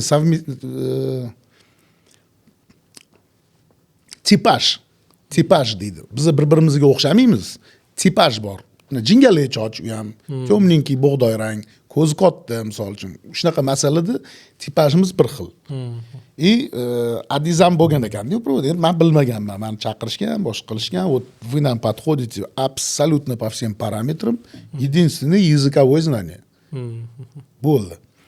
Mana Adiz shu narsani epladi. Men endi o'ynashim kerak bo'lgani uchun Adizni ijrosini albatta kutib ko'rdim. U filmni men почти ko'rish uchun 2 yil kutdim. Bizaga kelishi uchun. U Yaponiyada premyera bo'ldi. Adiz borib yapon sahnalarida turdi. O'ylaysizki, havas qilmaysizmi? Mashta men bo'lishim mumkin edi degan. Bu to'yis zavist emas. Bu o'zingni qo'lingdan kelmadi-ku degan fikrim bor. O'zing qila olmading. Так что xafa bo'lishga anaqa emas. Boplab yoribdi. Men Adizga bo'lgan hurmatim yana ham oshdi. Uni bu narsani uddalab olgani, eplagani, ya'ni men maza qilardim. Bu mavzuni o'zini men ochdim, bilasizmi? Sposobnost. Buni живой ko'rib boramiz-da. endi farzand katta qotganlarda man siz doktorsiz, ayniqsa genetik anaqalarda ko'p ketyapmiz-da. Mana shunaqa narsa uchun boyagan qariganda tug'ilgan farzand yo yoshlikda ko'rgan farzand hozir javobiga yetib boryapman. Siz aytib chiqdingiz. O'shandan ilhomlanib bir narsalarni eslab o'zimcha endi gapirib beryapman-da. To'g'ri, yoshi katta bo'lgan ota, men hozir shu xulosaga keldim. Hozir yoningizda keldim shu xulosaga. Ya'ni bizni ko'proq vaqt ajrata olar ekanmiz bolalarimizga. U не только genetika, o'sha siz aytgandek, ya'ni qatga bersam to'g'ri vaspitaniyada ketadi. Sal не то движение bo'lsa, yo bolada qanaqadir yangicha не то qiliqlar paydo bo'lsa, uni bartaraf qilishga tushishni boshlaysiz. Yoshligingizda oila boqaman deb o'zingizni o'qqa, cho'qqa urasiz, yaxshi yashash, anaqa xayolingizda qattiq turadi-ku. Menda yaxshi yashash birinchi planda emas-da, даже ikkinchi planda ham emas. Narsalar o'tilgan. Menda misol uchun yetishmovchilik ham ko'p bo'ladi. Undan oson o'tib ketar ekanda odam. Uni biz grandiozniy problema deb qabul qilamiz-ku. Mana hozir men ertaga nima qilaman? Bir so'm pulim yo'q. Erta ishdan bo'shatib yuborsa, yo menga ish bermay qo'ysa, qanaqa yashayman degan qo'rqinchli fikrlar bor-da. Chunki oilani tebratishingiz kerak-ku. Bugungi kunda men uni prosta tabassum bilan o'tkazib yuboraman. U nasiba, bu rizqingiz, sizniki bu yozilgan bo'lsa, shundoq ham sizga kelishi, bunga uverenность paydo bo'lgandan keyin hech qachon unaqa problemangiz ham bo'lmaydi o'zi. Uni tushunishga ham vaqt kerak. Shunaqa. O'shanga aytmoqchimanki, bola tarbiyalaganda bunaqa ikkinchi temangiz bo'lmasa, вообще zo'r ekan. Bugungi kunda menda shunaqa narsa bo'lyapti. O'shaning uchun sizga ham shunga oid savollar ko'p beryapman. Endi ani kutish bitta jarayon. Bu yo'g'iga katta qilish bitta jarayon-da, bu ham bitta jarayon. O'z eng asosiy masala ham shunda-da, baribir u shunaqa. Bola bo'lgani bilan ertaga uni tarbiyasi yaxshi Kuydirgi bo'lib, yo misol uchun pushaymon yeb, bu nima balo bo'ldi bu bola degan anaqalarni ham ko'rganmiz-da, ko'rmaganmiz emas. Masalan, o'shanga baribir ham birinchi harakatni qilamiz bola bo'lishiga, keyingi harakat endi katta bo'lishiga xudo xolisa. Birinchi ota-onalar o'zi ham dunyo qarashini oldin o'zgartirib olish kerak. Bola bo'lishi uchun. Albatta. Faqat salga ajrashamanga tushib, salga yana bitta tavsiya bergan bo'lardim yoshlarga. Lekin bu tavsiyani bersam ham noto'g'ri bo'lsa kerak menimcha. Mana shu bilasizmi, er-xotinning ham munosabati degan narsa bor-da. Bu masalan psixologik munosabat, ya'ni bir-biri bilan til topishishi. Bular bir-birini yaxshi ko'rishi mumkin, внешности uchun yaxshi insonligini tan oladi-yu, lekin hurmat qilish nimadan paydo bo'ladi bilasiz-ku? Uni postupkalari uchun, konkretniyligidan odamni hurmat qilishni boshlaydi. Er xotinni, xotin erini ishonarli bo'lgan. Shunaqalar bor, men bilaman, bir-birisiz yasholmaydi, lekin bir-birini hurmat qilmaydi. Prosta zavist. Bir-birisiz ham yasholmaydi, bir-birini umuman hurmat qilmaydi. Misol, nimadan kelib chiqqan? Xotini erini hurmat qilmaydi. Nimaga? U bir narsa desa, uni gapini qadri yo'q. Er gapini qadri yo'q, xotini men undan aqlliroqman degan fikrga boradi. Ko'raman-da, mana shu nimadir muammoga duchor bo'lsangiz, shu narsani nablюденияsiga o'tib qolasiz. Ahamiyat beradigan bo'lib qolasiz shu narsaga, o'rganishni boshlaysiz shu narsani. Qanaqadir bilmayman. Men o'shanga tavsiya bermoqchimanki, mana shu turmush qurishdan oldin menimcha shu o'tirib suhbat qilishadi bir-biri bilan. Buni bir o'zini odobi ham bor ekanda, er bo'lishni odobi bor ekanda o'zini. O'sha odobiga rioya qilmasdan qilsa ham juda bir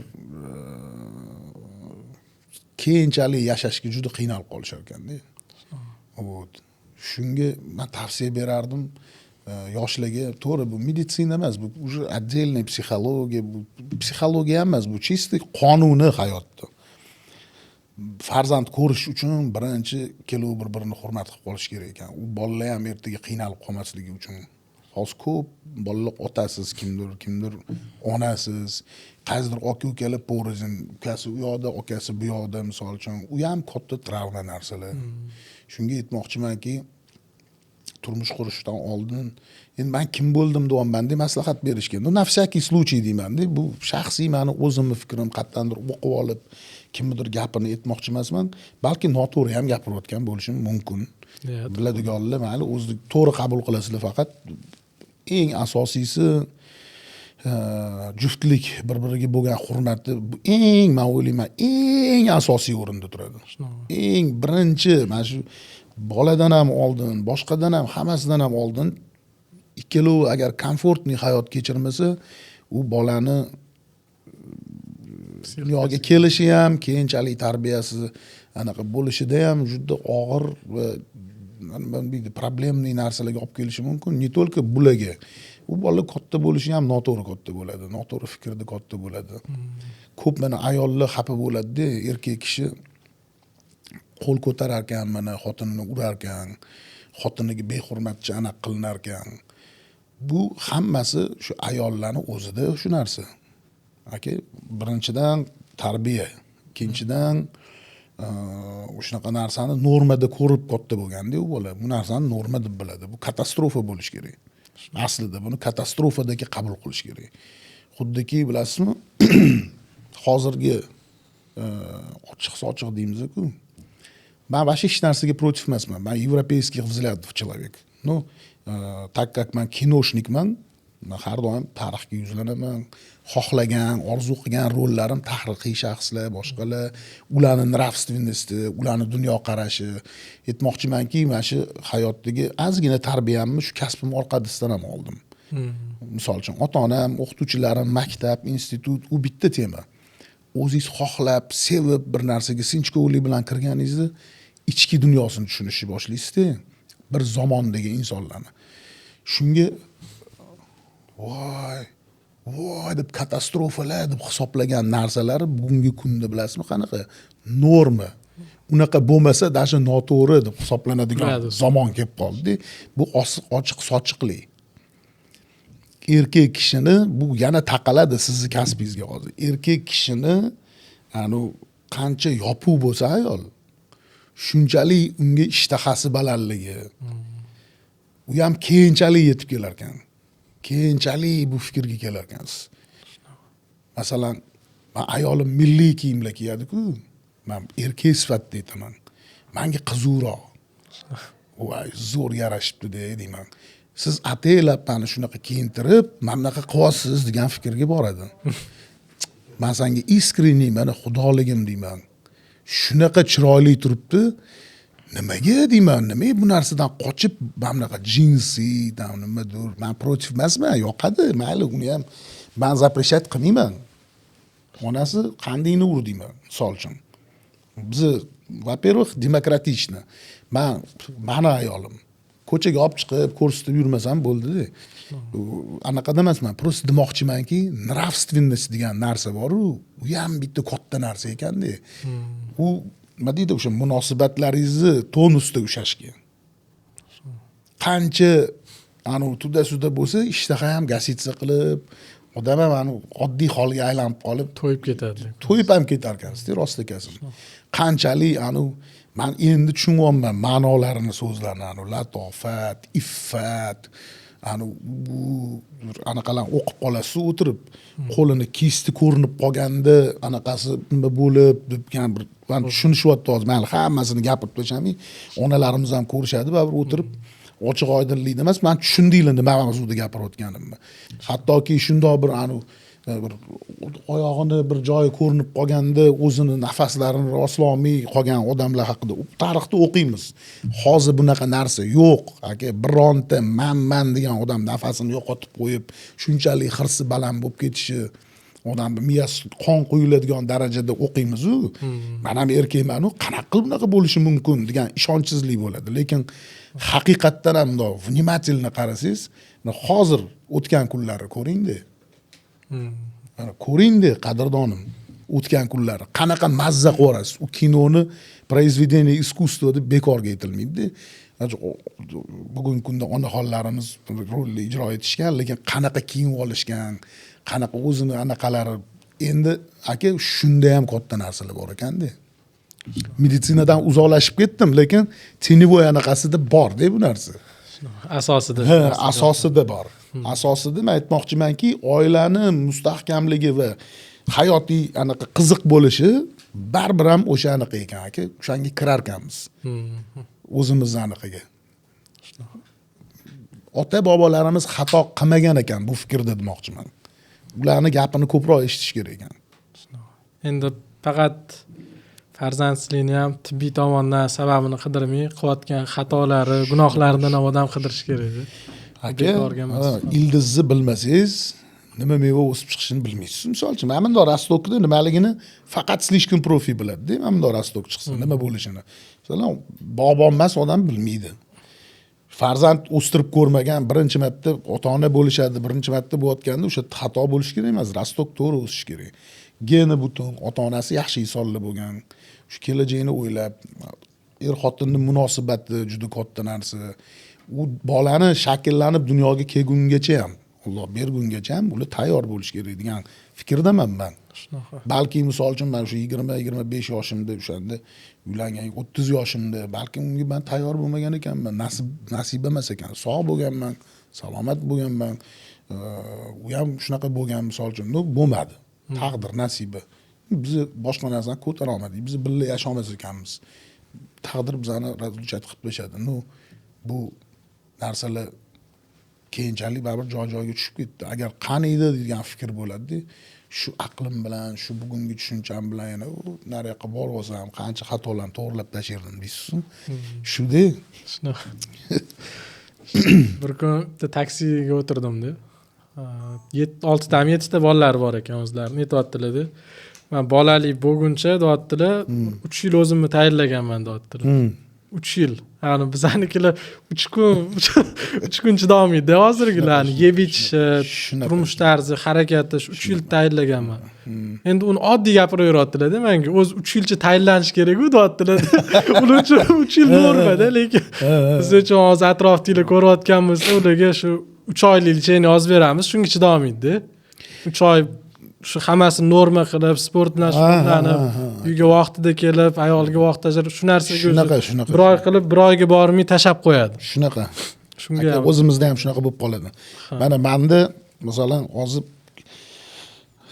biz biznes tilida qilib aytadigan bo'lsa, ijodda ham baribir qisman bu biznesda. Prodyuser, pul tikadigan odam, ya'ni производствоga pul beradi. Unga mahsuloti palon paytda chiqish kerak. Bu mahsulot kimga bog'liq? Buni komponentlari biz aktyorlar. Rejissyor farqi yo'q, uni qanaqa ko'rinishda, uni qop-qorami, oqmi, semizmi, ozg'inmi, uni ma'minisi kerak. Znaniyasi, ya'ni o'sha filmni shakllantiradigan odamda. Bizani ko'rinishimiz, ya'ni o'sha qahramonga mos, sportsmen bo'lsa sportivniy, bir boy tambal odam bo'lsa qorinlarni qo'yib, misol uchun o'ynagingiz kelsa endi. O'shanga qarab o'zgarish aniq qilamiz. Endi производительdan требовать qilinadigan заказчик menga qachon mana shuncha pul tiqaman, qachon chiqadi, qancha pul ishlayman bundan. Bizani ham anaqamiz o'shanga qarab qo'yiladi-yu, misol. Qisqa biznes tilida aytib beryapman-da. Xuddi siz aytayotgan tema. Mana 20 kundan keyin syomka boshlanish kerak. Mana 110 kiloman. Lekin menga aytayapti, agar kelib 87 kilo bo'lsang, men olaman seni shu rolga. Sen aytgan gonoraringni men beraman. Bo'la olasanmi? Senga ishonib qolib, men 20 kundan keyin sen unaqa bo'lib kelmasang, men nima qilaman? Qanaqadir договоренность. Значит, заранее, то есть bizda ham решение bor bu narsaga. Endi aka bir xil payt buzib qo'yadigan momentlarimiz bor bu narsani. Biz insonmiz. Ya'ni xayolingiz ko'tarilib qoladi. Masalan, yemadigan narsani yeb qo'yasiz. Nima ko'p hurmat, u yoq bu yoq izzat, kimdir o'g'lini uylantiradi, kimdir yubileyi, kimdir sunnat to'y qilyapti, onaxonimizning yubileyi, nimadirlar, mana shu har kuni hamma xursandchilik kunida o'zi yaxshi ko'rgan, hurmat qilgan san'atkorni chaqirgisi keladi. Xonandami, aktyormi, boshqami, uni yaxshi xursandchilik kunida, esdalik kunida palonchini olib kelganman, palonchi to'yda bo'lgan. Ana o'g'lim, sen o'g'limni niyat qilganman, shu palon payt bo'lsa, yo kestirsam, palonlarni olib kelaman. Misol, azaldan bor narsa bu. Bu yangi moda emas bu. Ming yildan beri bor narsa. Realni hurmatli odamlarni chaqirish. yaxshi kuningizga. Bu yomon narsa deb o'ylamayman. Faqat bu jabr tortadigan san'atkor bundan. Jam turmaysa endi bor. Zo'r, chiroyli, diyetadasiz, nervni qilib yuribsiz, trenirovka bu psixikani stressga olib keladi. Yaxshi gap, ham og'ir, bunisi ham og'ir, bunisi ham bunaqa bo'ladi. Hech narsa yoqmaydigan. Faqat pakoy kerak, jim anaqa qilishingiz kerak, lekin o'zingiz yaqin insonlaringizni xursandchilik borasiz, stolni bezab qo'ygan bo'ladi. Suvlar chidab bir xil paytda nima men bunaqa yashashim kerak degan ikkinchi odamingiz paydo bo'ladi ichingizda. Nima qiynalib yashashing kerak, nima sen bunaqa qilmasliging kerak. Bu nima gunohi bor? Azgina olib Hamma qilyapti. va shunaqa qilib buzib qo'yib, o'z vaqtida ozolmay, o'z vaqtida semirolmay, ya'ni kelishuv buzilib qolgan momentlarga ham sababchi bo'lib qolamiz. Okay. Bu ham mana ish o'xshamay qoldi. To есть bu rolni men ololmadim. Nima sabab? O'zim sabab. Bitta mayli shuni ham gapirib o'taman. Hayotimda 3 marta, mana bittasi yaponskiy tema bo'lsa, undan ham mo'shnisini aytib beraman hozir. Udarniy variantlarini Luc Bessonning prodyuserligi ostida Kursk degan film olingan. Hozir bor bu film, Gollivudskiy film. Oskar-nominasiya aktyorlar bilan o'ynagan bo'lishim mumkin edi. Taklif chiqqan. Невнимательныйlik, o'z vaqtida pochtalaringizni tekshirmasligingiz, email degan narsalar bor. Sizga aloqaga chiqishga anaqa qilishadi, internetdan kirib, qidirib. Kurskda o'zi haqiqatdan ham o'zbek odam kapitan bo'lgan. Uni tarixini rosa o'rgandim, keyin o'ynamadim, u rolni o'ynolmadim. Ya'ni men ularga aloqaga chiqqanimda уже syomka bo'lyapti. Uzr, biz 3 oy oldin chiquvdik sizga aloqaga. Siz endi javob beryapsiz deyishdida. Endi tasavvur qiling, meni sostoyaniyam. Umr anaqasida orzu qilib kelayotgan narsalaringiz o'z ko'zingiz oldingizdan ketib qoladi-yu. No, bir rizq, nasiba saniki emas ekan degan narsani tushunib yetib o'zimni bosib oldim lekin. Nachit meniki emas ekan. U ming siz anaqa boshqa yo'li bilan ham sizga bo'lmaydi, sizga yozilmagan bo'lsa. Aytmoqchimanki, lekin kuyinasizda, hech narsa qila olmay qolasiz bu narsadan. Tushunyapsizmi? Pochtamga xat kelgan, men emailga umuman qaramay qo'ygandim-da. Millionlab SMSlar keladi har xil. Reklamalarniki ham keladi, boshqa ham. Lekin kimdiringiz o'tirib bu narsalarni filtrovat qilib sizga murojaat qilayotgan insonlarni ochib, aka bunaqa bo'lyapti. O'zingiz qilib o'tirsangiz, kuningiz internetda qolib ketar ekan. Hech bir shu narsalarni to'g'irlash masalalari.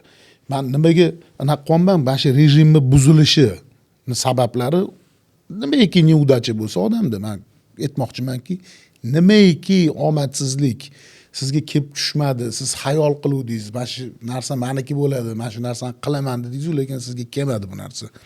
Asosiy sababchisi odamning o'zi bo'ladi. Birovdan qidiradiganlar bor. Ko'p men taniyman, unaqa uchrataman, ro'paro bo'laman. Mana shu bo'lmaganda men buni mana qilgan bo'lardim. Mana уже почти meniki edi, cho'nchagimda edi, yo men mana уже garajlar ham qilib qo'ydim, shu mashinani olib kirib qo'yishga, lekin afsuski deydi-yu. Aka, deyman, sizga yozilmagan u. Sizniki emas u. To'g'ri qabul qiling. Lekin baribir sababini qilib qo'yish kerak. Sababini qilsangiz, balkim sizniki bo'lgan bo'lishi mumkindir haqiqatdan ham. Sababini qilish kerak deb o'ylayman. Chunki не только питаниеda, balki bugungi kunda har tomonlama disiplinirованный bo'lish kerak ekan deb o'ylayman. Shunaqa qilib bittasini o'tkazib yubordim. Mana rollarku juda ko'p unaqa kelib, уже bo'ldi. Mana men tushyapman syomkaga deganingizda ham olib tashalgan momentlar bo'ladi. Ya'ni sabablari ko'p bo'ladi. Уже bo'ldi, siz utirijdonsiz, har tomonlama raislar ham, boshqalar ham pechat qo'lga qo'yib yuborilgan, siz shu proyektdasiz. O'sha yerda ham uveren bo'la olmaysiz. O'sha yerdan ham yechilgan momentlar bo'ladi, almashadi aktyor. Misol, kimdir sog'liq tufayli birdaniga kerak emas paytda maziz bo'lmay qoladi. Misol, qaysidir kinoga olinayotganda oyog'imni sindirib olgan kunlarim bo'lgan, syomkaga bo'ldi. Uzr, banda чисто реально fizически qila olmayman bu ishni degan momentlar bo'ladi. Shunga aytmoqchimanki, baribir disiplina не только shu yotib turish, ovqat yeyish, disiplinироваться qilish kerak ekan. Men endi tushundim nimaga mana shu maktab davrlarimizdagi disiplinalar, forma kiyish, ertalab vohli turish, obedda qaytish yoki armiya, pitaniya hammasi inson uchun foydaliligini man endi tushunib yetyapman. Faqat va faqat foydali ekan. O'z vaqtida uxlab, o'z vaqtida turish.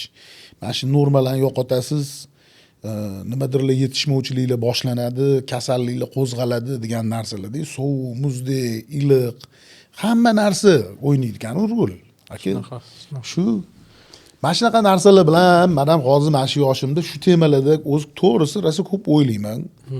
Tarixga kirib ketaman, bir mana bunaqa narsa, hamma narsa qiziq, hamma narsani o'rgangingiz keladi.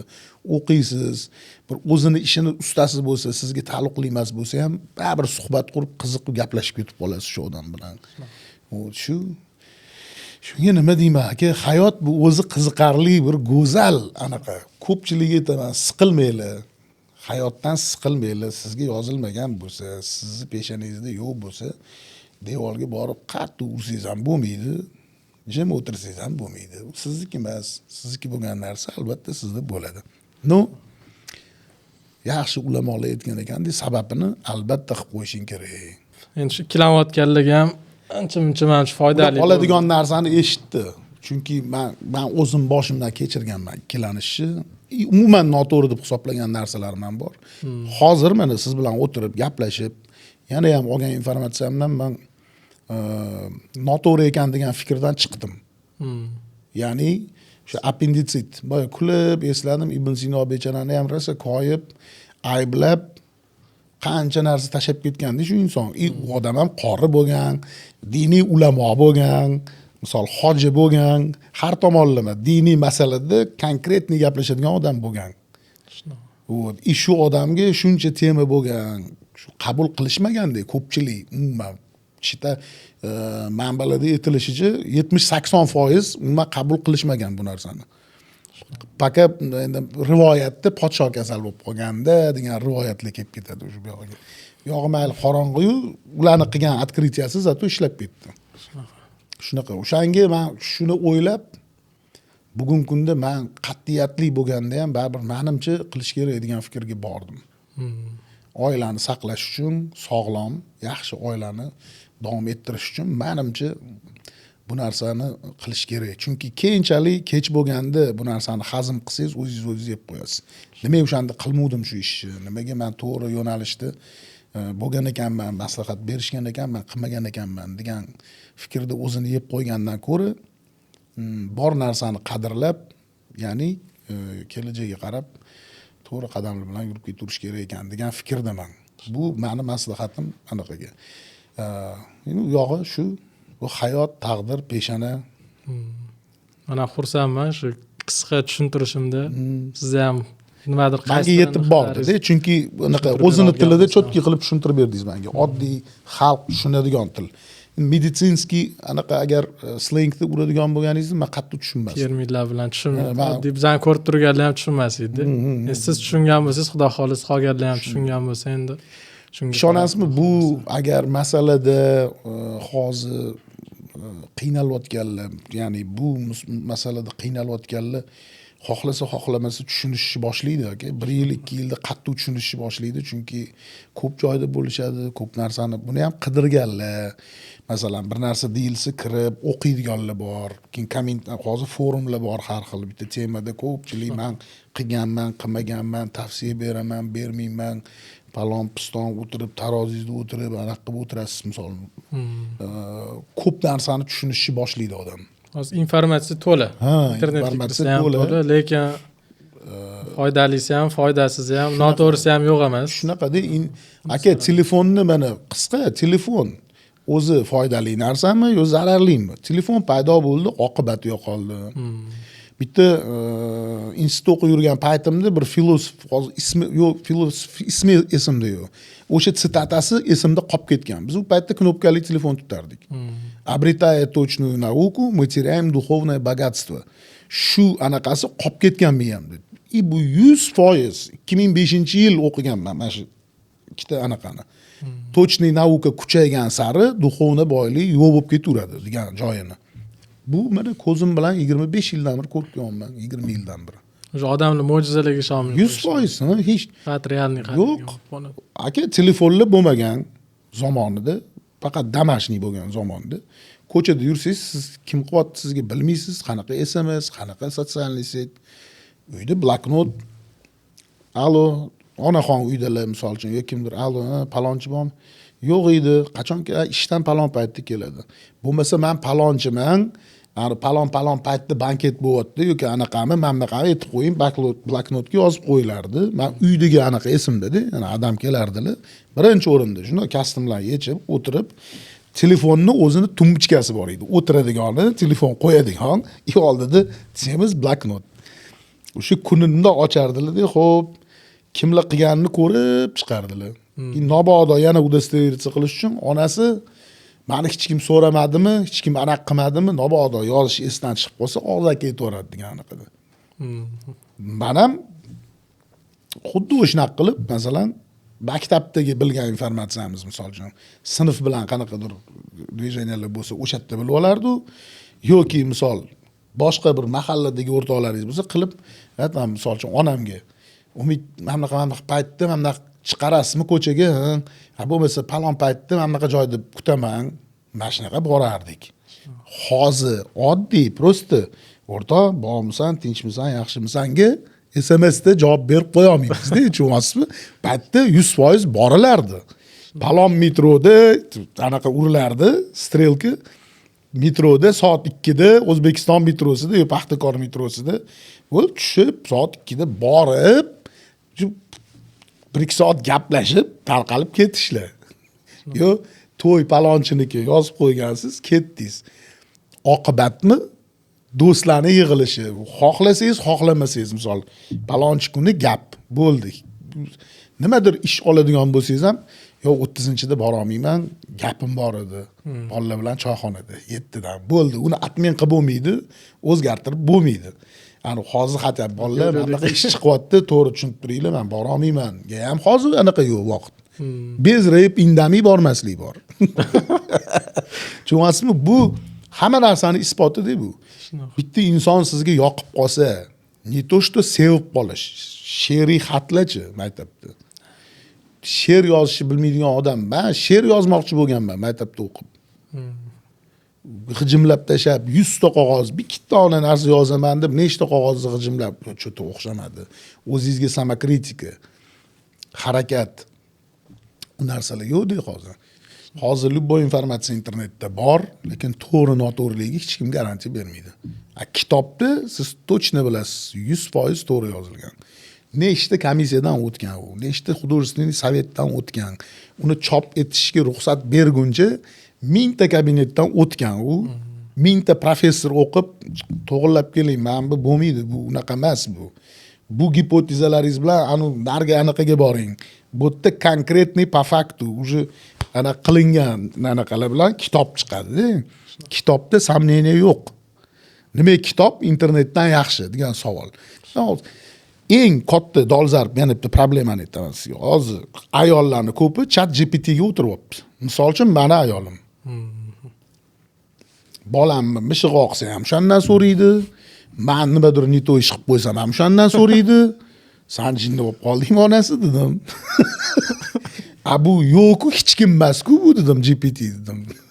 Kim bu dedim. Internetdagi ma'lumotlardan olib senga xulosa chiqarib beradi faqat dedim. Senga doktor aytayapti. Mana bunaqa qilgin. Endi bola kasal bo'lib turadi-ku. Burni oqib qoladi, shamollaydi, yo'taladi. Endi yoki men bilan uni orasidagi bo'layotgan munosabatimizni undan nima qiladi so'rab deb o'ylayman-da. Chunki ularga tayyor javob, tayyoraga gaplashib ham qo'yapti-yu GPT. Lekin butun dunyo tan oldi u xato qilishi mumkinligi, bemalol xato qilayotganini. İşte u общий ma'lumot yolg'on 80% bo'lib, haqiqiy rost 20% bo'lsa, вообще dabdala javob beradi. U общийdan oladi, o'shandan foizlardan kelib chiqib bitta anaqani formulировать qilib beradi. ChatGPT ham mutaxassis qo'lida qurol, sodda odam qo'lida u dabdala qilib tashlaydi. Shunaqa. Noto'g'ri javobni. Chunki so'rashda gap katta-da. Uni to'g'ri so'ra olsangiz, o'sha mutaxassis bo'lsa, baribir biladi, to'g'ri javob beryaptimi, bermayaptimi, keyin manbasini so'raydi. ChatGPTning bitta plyus tarafi oldin mana ilmiy maqolalar bor. Ilmiy maqolalarni biz saytlardan kirib topardikda. Hozir shu ilmiy maqola yozib turib, mana shu mavzu bo'yicha menga oxirgi maqolalarni chiqarib ber desangiz, shu o'zi qaysi saytlarda borligini topib beradi. Xuddi sizdek yaxshi ko'rgan kitoblarim bor edi. Bular sotuvda yo'q hozir. Ular masalan Soyuz paytida chiqqan, Izbrinная degan. Men ruscha anaqada o'qiganman, institutda ham. Masalan Saddi Sheroziy, Alisher Navoiyni отдельный narsalari yoqadi. Mana o'zimga внушаться qilib qo'ygan. Kelajakda men o'zimga как настольный kniga sifatida to'g'ri bir paytlar avaylab asramana qilganman, qayerdadir yo'qotganman, kimgadir berib qaytarib ola olmay qolganman. Xohlab qolaman. Naizust biladigan she'rlarim bor. O'shanaqalarni topib olayman shunaqa qilib. Yana mana shuni qayerdan olsam bo'ladi? Avtori kim? Yo she'r esingizda boya aytganimdek. Avtori esimda yo'q. O'qib qolganman, anaqasi qolib ketgan. Avtorini topishga u zo'r bu, yoki og'iringizni ancha yengil qilib qo'yadi. Chunki men institutda o'qiyotganda topolmagan kitoblarim ko'p bo'lgan. Katta bibliotekalarda o'chirtda turib Stanislavskiy mana rejissurani otasi hisoblanadigan inson teoriyasida aytmoqchimanki, uni kitobini komplekti, nechta tomi, bittasini topsangiz, ikkinchisini topa olmaysiz, ikkinchisini topsangiz bunaqa tizikovkalarga, qatlagadir borib bibliotekaga kirsangiz, palonchi olib ketuvdi, ulgura olmay qolasiz. Hammaga kerak, ya'ni востребованный kitob. Hozir smelo kiring, internetga oching, yotib olib o'qing, xohlasangiz skachat qilib oling, fayl qilib o'zingizda turaveradi. Misolda yengillik tomonlari bor. GPTni yana bitta noto'g'ri tomonini aytaman. Mashitni hozir tomosha qilayotganlar ichida bo'lish kerak shunaqa. Meni o'zimda bo'layotgan tema bu. Endi ani uydagi ishlarni ko'chaga olib chiqyapti degan mavzular qilish kerak emas. Bu yerda bu mavzuni oldini olish kerak. Ayolim GPTga endi bizani munosabatimiz er-xotin orasida tushunmovchilik bo'ladi. Ushib qolasiz, yarashasiz. Men buni norma qabul qilaman. To есть usiz ham zerikib ketadi odam. Qanaqa u hayot emas u. Bunaqa bo'lib turish kerak ozgina, raskachka bo'lib turish kerak. Xotinimga GPT javob beryapti. Endi billa o'tiribmiz, savol beryapti. O'zicha mendan xafa. Yotsi, ajrash deyapti GPT. U yevropeyskiy qonun bilan aytyapti, tushunyapsizmi? Yevropada unaqa postupka uchun ajrashish kerak ekan. Ular qonun. Men aytmanki, onasi deyman, bu GPT kim o'zi deyman, bu nima bu? Ya'ni deyman, hozir yer sharida har xil millatlar bor. Qayerdadir bitta narsa norma, qayerdadir bu ko'tar bo'lmaydigan narsa, masalan, u yoqda genderning bir narsalar. Hozir men 3-4 ta savol beraman, senga yoqmaydigan javoblarni beradi. Qanaqa qilib hozir buni aytganini qilishing mumkin? Endi qilaman demayapti, o'zicha meni anaqa qilmoqchi-da, yengmoqchi fikran. Mana ChatGPT. Menimcha bunaqaga uchrayotganlar ko'p. Ya'ni siz ham qo'shilib olib, xotiningiz bilan GPT orqali gaplashadigan bo'lib qolmanglar demoqchiman. Chunki u sun'iy intellekt baribir ham odam emas, inson emas, tajriba. Uniki boshqacha, слишком точный, цифровой, слишком anaqada u. Uni o'sha ilmiy anaqada konkretniy siz aytayotgandek, biladigan professional ishlatsa zo'r. Konkretniy tochkalarni joyiga, virgullarini joyiga qo'yib. Ani oddiy chapani tilda u ham g'irt anaqa boshqa yo'llarga olib kirib ketaveradi. Chunki g'iybatchi xotindan battar, oka. Ish qilib onam o'rganib olmasinlar deb o'tirman hozir. U narsani juda yomon bo'ladi o'rganib qolsalar, u narsaga ular yaxshi ko'radi. Ayollar unaqa temani kirib gaplashuvchi-da u ham. Hozir gaplashadigan ham chiqib ketgan, bilasizmi? Ovozini chiqarib ham gapirib beraveradi. O'shanga o'rtoqlar bu narsalarni ham misol uchun ko'rsatuvingiz orqali aytib qo'ymoqchiman-da, bu yangi etap hayotimizda. Shu bizani hayotimizga не существующий robot desak ham bo'ladi. Buni misol uchun hozir bu znaniyani metall konstruksiyani yig'ib joylashtirib qo'ysa, qimillab движение qilib yuradi gapirib. Shu bor, Xitoyda bor, boshqa joyda bor. Основной u massasi emas, ichiga qo'yilgan o'sha anaqasi-da, bu безграничный narsa. Tegi yo'q, granitsasi yo'q.